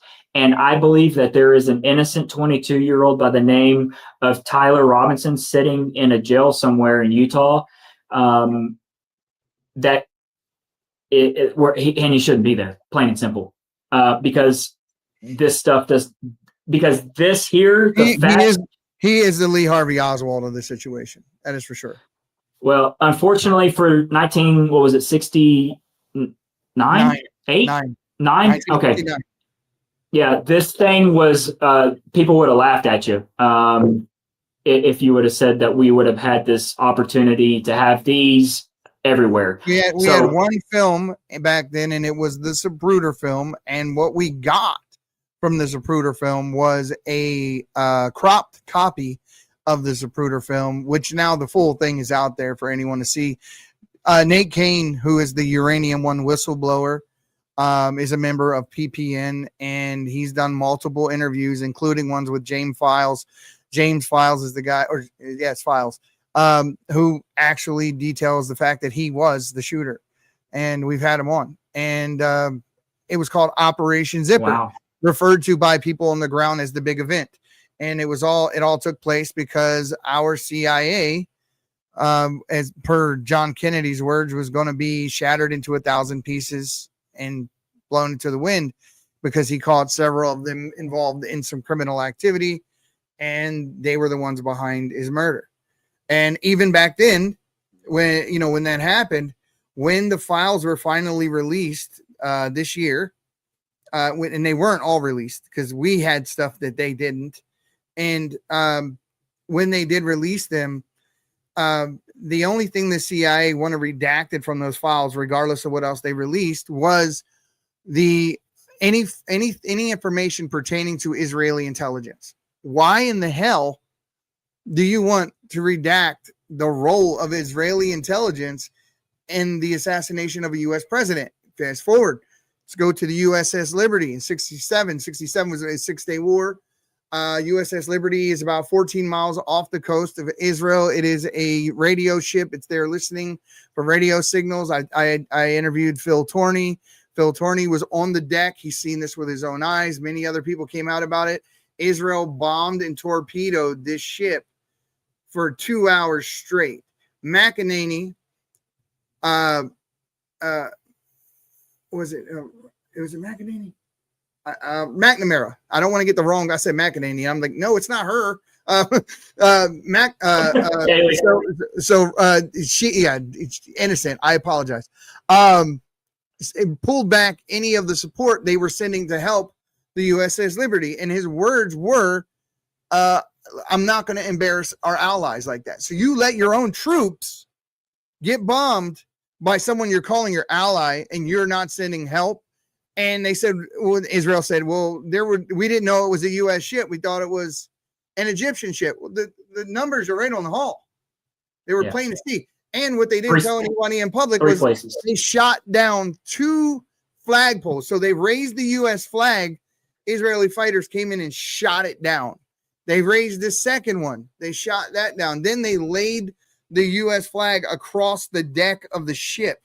They ran downstairs and had another flag a larger flag that they draped across the deck of the ship.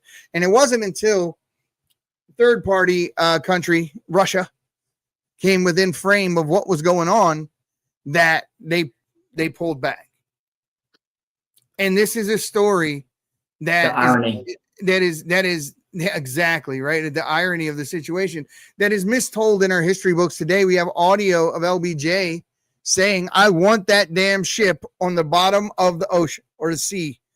And he was the president of the United States. The ship he's talking about is holding decorated U.S. soldiers. So when you think that the U.S. government can't be involved in things that would be so counter to, our own interests in order to further their own, you're wrong. There are multiple instances of the U.S. government and false flag events in this country. And it's sad, but it's true. It is sad and it is true. And literally, I'm one of the ones that what the government says, I'm usually going to do the opposite until it's been tested, retested, tested again. I'm talking referencing the jab here, 9/11 completely. There's a laundry list of things. Look, that just I don't know. I'm glad Ron Johnson and those guys are looking into that, or at least bringing the subject back to the forefront again to be discussed, because that is obviously one of the biggest fables ever told in history. That a building can be hit 91 stories by an airplane where jet fuel is the only accelerant in it, and it burns hot enough to melt steel and causes a building to fall in 9.2 seconds. It's a fallacy. My earbuds, they just came in from Apple. They died. So can you hear me okay? Is the sound? I can hear you fine. I hear you fine.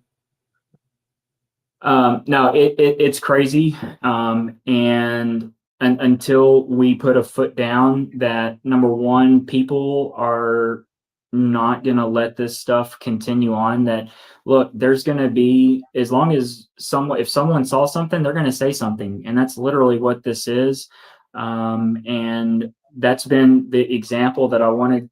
I've showed my son that, look, you have a duty here as you got to speak up, and social media has given us the privilege to do this. Elon, God bless him for, I don't know.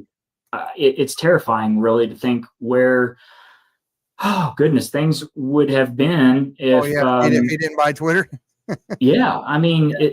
Because literally, I know everyone came around and made peace and broke bread with Trump in the White House. Mark Zuckerberg said he's going to stop doing this stuff, but literally, he's still doing it. Yeah. I got put in Facebook jail like 4 or 5 times over Hunter Biden and COVID vaccines. I was. And look, I was one of the first ones at Texas Tech when I was a student there that jumped on Facebook. So I was like, man, screw you. I've been here since the beginning. Since you had to have a .edu email to get on this site, not before everyone's grandma and businesses. I was like, I'm one of the OGs and screw you for throwing me in Facebook jail. We are not allowed to advertise on Meta platforms. They will not. Oh yeah, I'm done. I pulled all of my my company's advertising, but I mean, we stopped completely because I was like, I'm not even going to be a part of that problem. I tell you, personally, I think if TikTok ever became a free speech platform, it would rule the world. It would. It would rule the world. I'm just not a TikTok person, so I really, I never got into it. So it's hard. It's an app that you can say all the things that we're saying, but you just have to be careful how you say them. So imagine how you would explain this to your son if he was in the 3rd grade, right? That is the level of the language that you have to use on TikTok in order to say these things. And it's really kind of, it's demeaning that I check a box that says I'm 18 when I join up, but when I can't say gun, I have to say pew pew. Are you kidding me? It's ridiculous, bro. Well, yeah. Well, I'm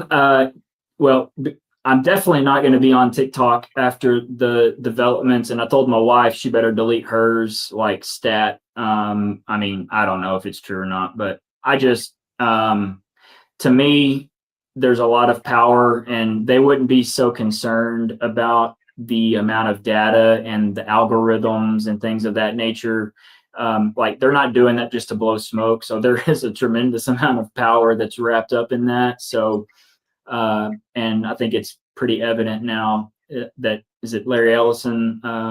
Oracle purchased it. Yeah, Oracle is. People are trying to guesstimate what that really means for TikTok and what kind of company is Oracle. And I explain to people over and over again, Oracle is not just one company, right? It depends on how you go at Oracle. I'm a software engineer, but what I do is I'm in project management and construction. So I use a specific Oracle piece of software. So that is one division of Oracle, and that has nothing to do with the rest of Oracle. And depends on if you're in cloud Oracle. So if you're an OCI, that's a different thing. And it's several different companies, and it's going to be very interesting to see how they roll out and moderate the platform. And I'm hoping that they will not do what their predecessors did, but it's yet to be seen. I have seen some positive changes over there because I'm on there every day. I'm not going to lie. I'm on there. I have an agency on there. I do pretty well on that platform, but it has been an uphill battle.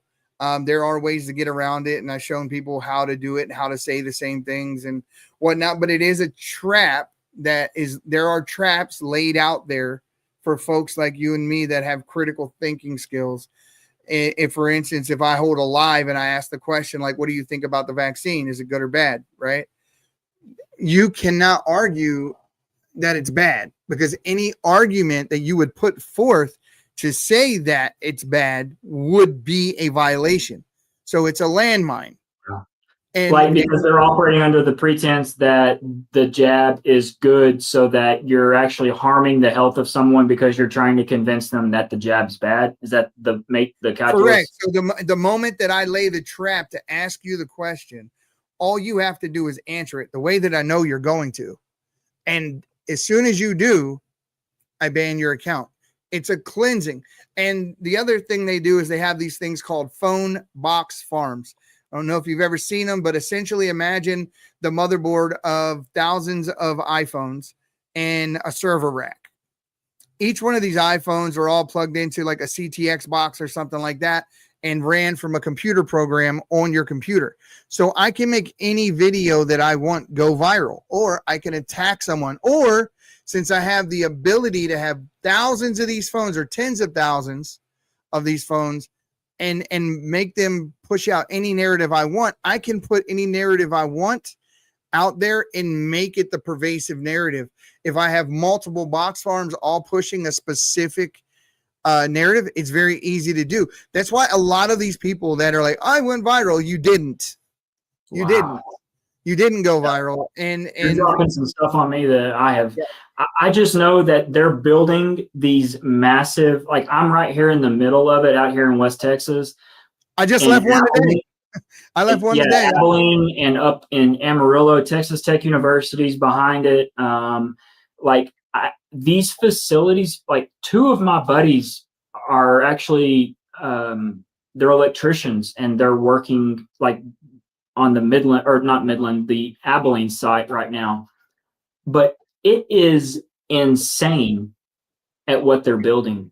Oh yeah, the amount of power that those things use is mind blowing.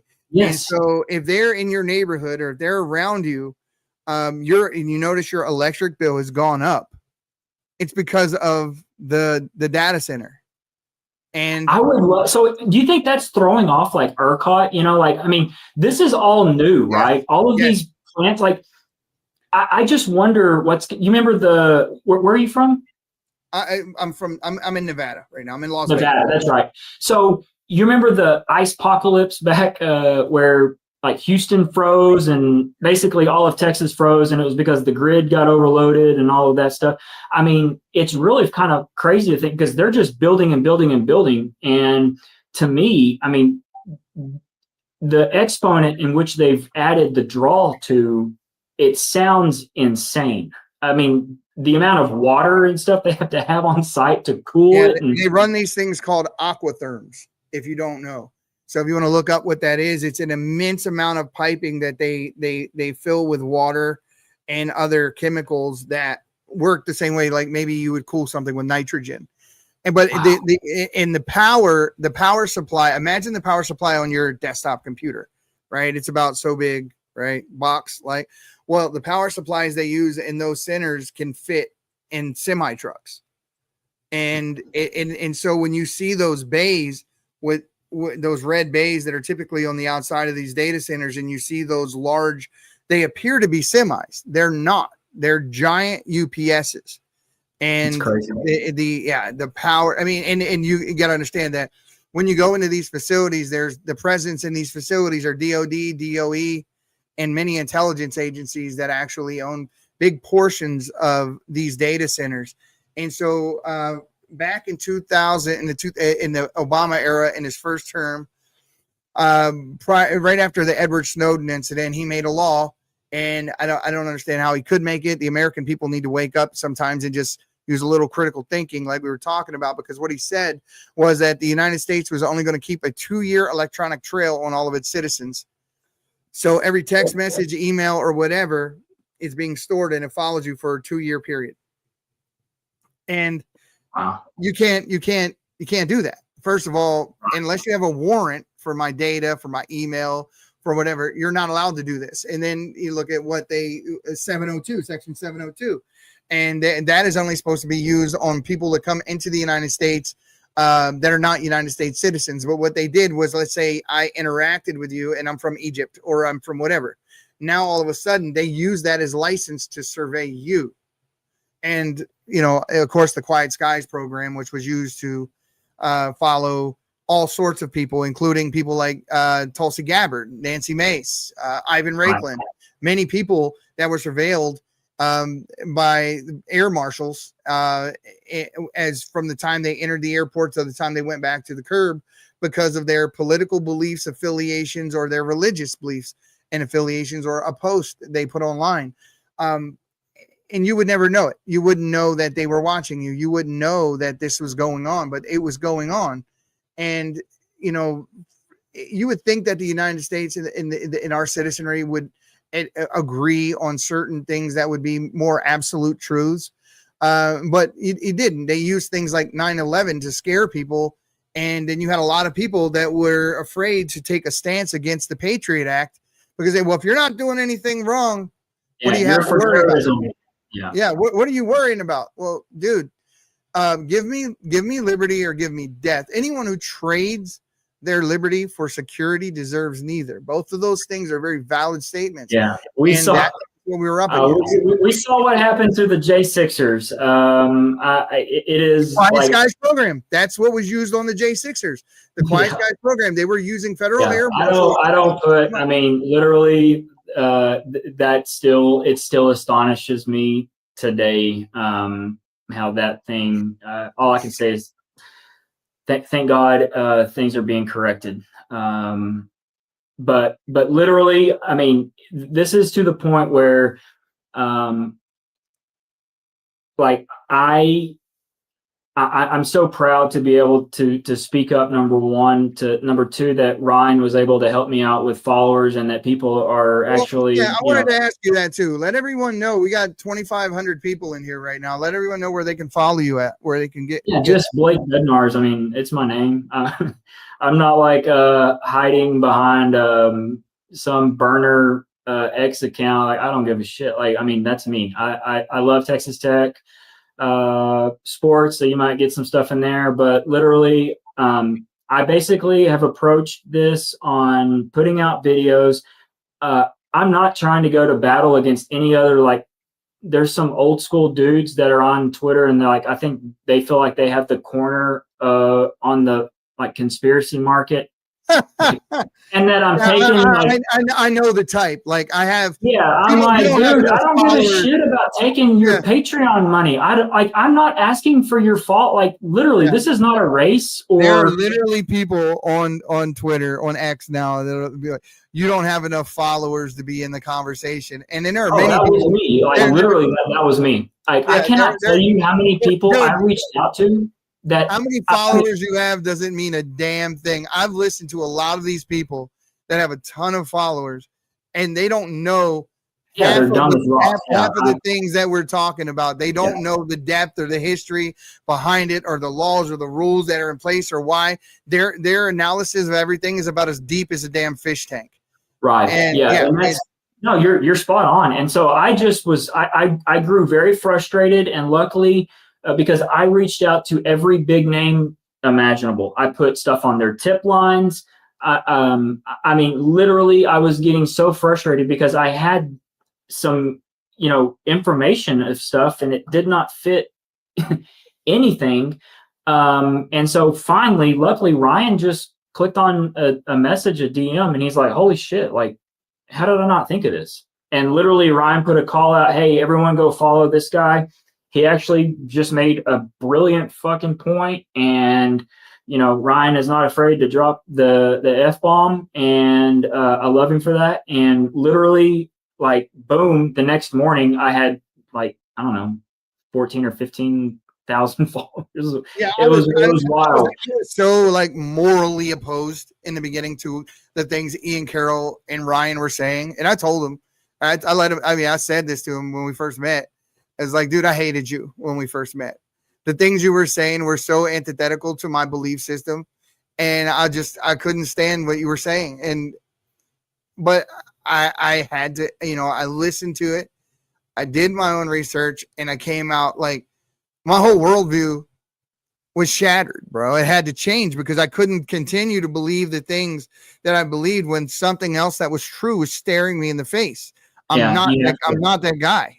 Yeah, you have to call a spade at some point. Exactly. And so, yeah, I mean, when the whole after the October 7th thing kicked off, I had IDF soldiers on here that I was interviewing. I was like, screw those guys, get them all. And it's still true. It's still true. What happened on that day was horrific. And the people that did it, they should all suffer for what they've done. And that's just true on its face. But I'm not the guy that says I'm anti-Israeli. I'm not the guy that says I'm anti-whatever. I'm just saying that people who commit genocide are wrong. It's a blanket statement. It's a blanket statement. People who kill children are wrong. How about that? Can we all agree on that? Do you have to say there's a good guy and this is a bad guy, and whose team are you on? And there's only two choices. How about we back up for a second and just say, this thing is wrong, and whoever does it is wrong. It's that simple. Yeah, they have. It has really left a bad taste, because I tell you, seeing youth over on the Gaza Strip with the photos and videos. I've seen the videos, and it's terrible.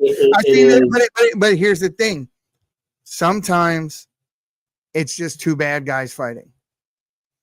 Because when October the 7th happened, when the college student was taken into the Palestinian territory, and she was raped and brutally abused and then murdered, and then her body was dragged through the streets, the people spitting on her were Palestinians. And that's wrong. Don't care who you are. And Israel and the IDF soldiers that are going over there and doing the things that they're doing to innocent civilians, dropping bags of food, of aid that have no food in them to lure people out so they can do the same, they're wrong. And it's wrong. And Israel does not have a right to move 2.5 million people out of Palestine and ethnically cleanse the area. It's that simple. And anyone who can't say that, anyone unwilling to criticize Israel is a coward and a punk. Is that simple? Correct. Yeah. And I say that with no problems, no misgivings whatsoever.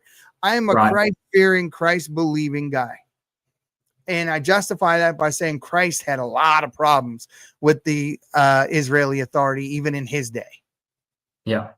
No, I think Tucker, even though Tucker didn't say it, but Tucker gave a brilliant speech at Charlie's memorial. It was fitting, in my opinion, and I'll leave it there. Just know that all of a sudden, now that Candace is taking the avenues she's taking and Tucker is speaking out, all of a sudden people are acting like they are the plague. Oh, you listen to Tucker? Oh, you listen to Candace? Like, what's the common thread here? Yeah. The common thread is that they're willing to call out Israel. Absolutely. That is the common thread. Candace has it going on. Tucker's got it going on. Look, I'm a Tucker guy. I'm a Candace guy. And I mean, that just is what it is. I tell you what did surprise me though is Alex Jones.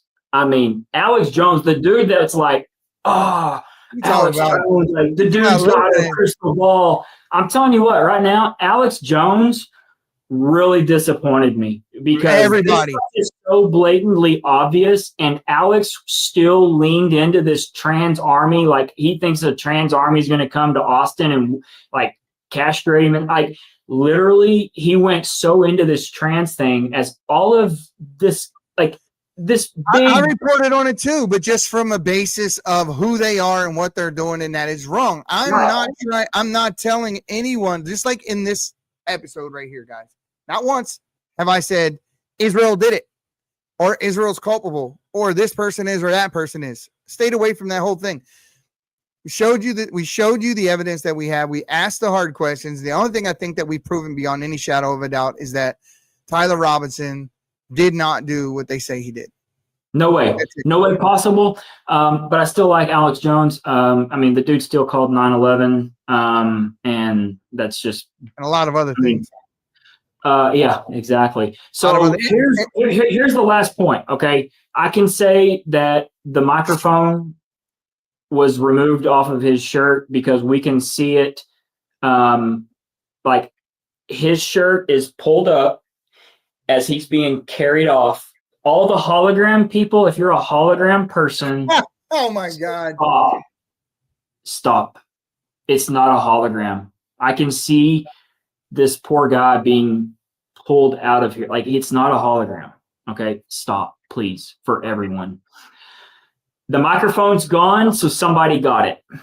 Okay, Dan Flood has got it on his glasses. I showed the resolution of those glasses. They shoot in 1440, I think. Like they're great. Okay, for capturing stuff. And so I know for a fact Dan's got that. So all of this stuff, like it's not, did it record? It did record. And who has that information or that footage? Okay.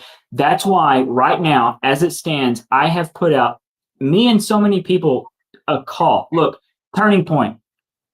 You're probably not watching this. You might be. I don't know. Edit the video up until the split second of Charlie's blood coming out of his neck. Edit it. We don't need to see that poor guy bleed out of his carotid artery and his jugular vein. We don't. Turning Point.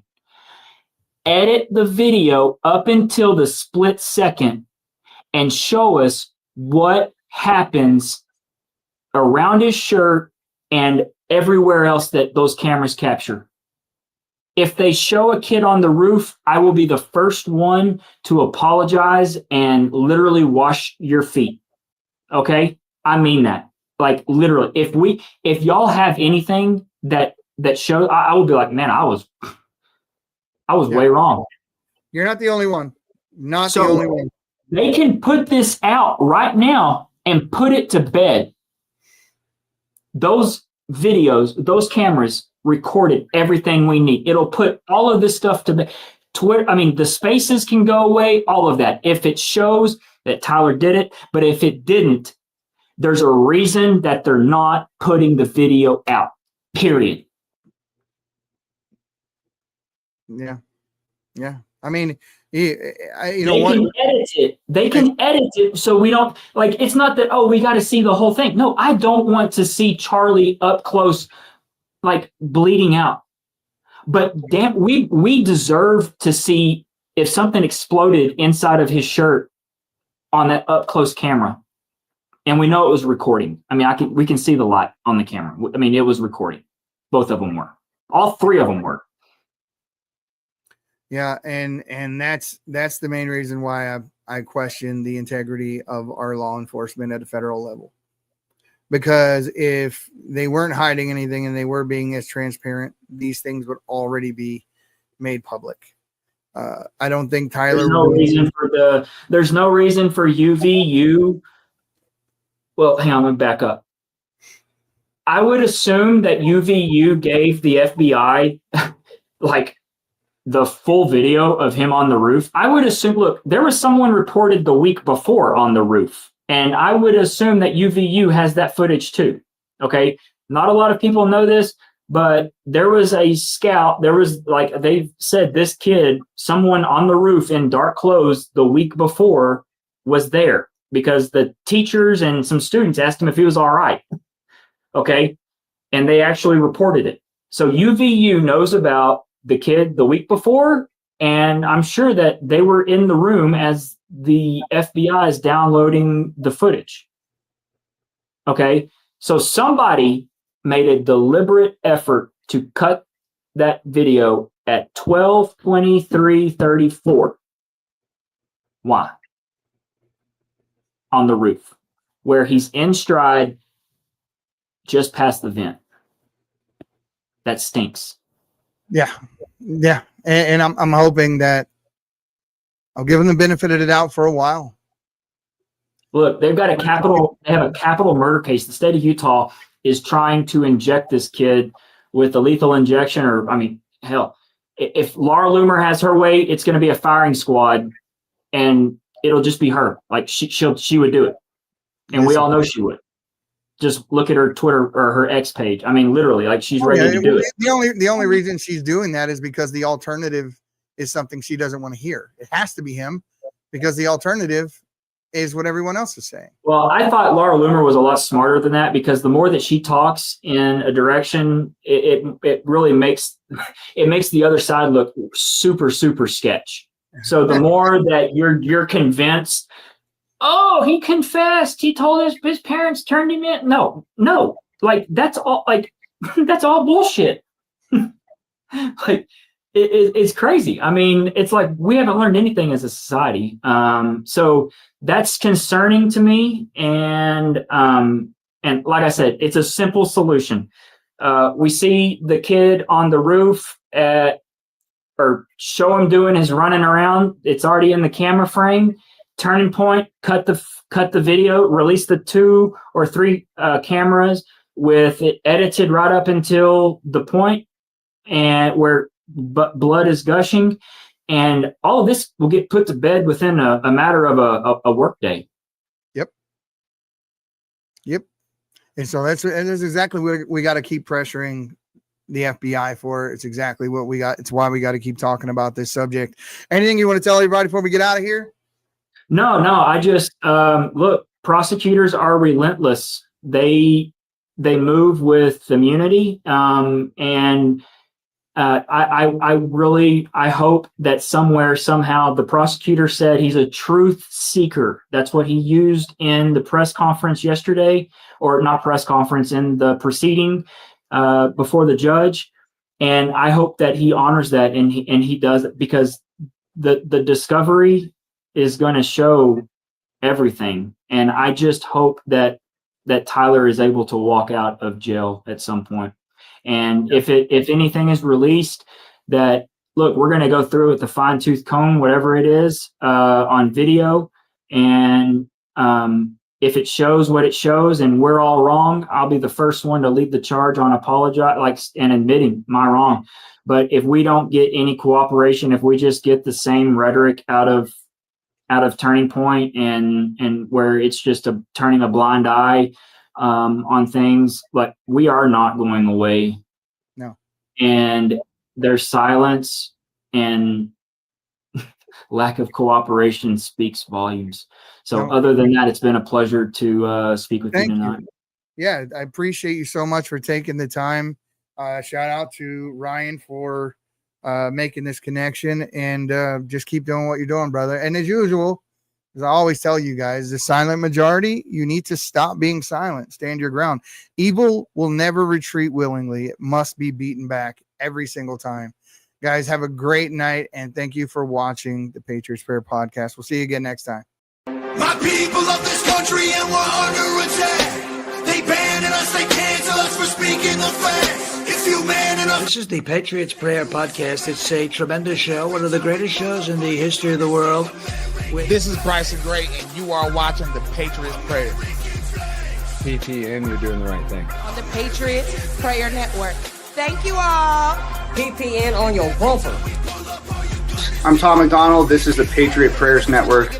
Check it out. Lots of good TV. Lots of cool people. Tune in. Keep it locked. Know where I stand. I'm the white boy with the middle fingers in the air, dog. We don't give a what. 100 white boys gonna hold me down anywhere, dog. We think that you suck. My Patriots the craziest. They ain't afraid of breaking fists on faces. If you really wanna taste of this, don't safety tip. The same mistake and spray the clip. I pray you miss, cause if you don't, they gon' go wacko. Automatic gun smoke like tobacco. Never hit a lady, but it's pretty hard to tell if you're a girl or a they, them. There's these, that, those. I ain't never gonna take a knee for the anthem. Smack them. I don't give a damn, can't stand them. Gang full of randoms. Fan with a handgun. Run up in your mansion, leave it all abandoned. I was raised to be brave to the grave. United States, we love the country that they've been corrupting. Go woke and go broker if you ain't obeyed.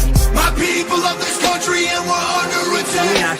They banning us, they cancel us for speaking the facts. If you man enough, come stand with us, take USA back.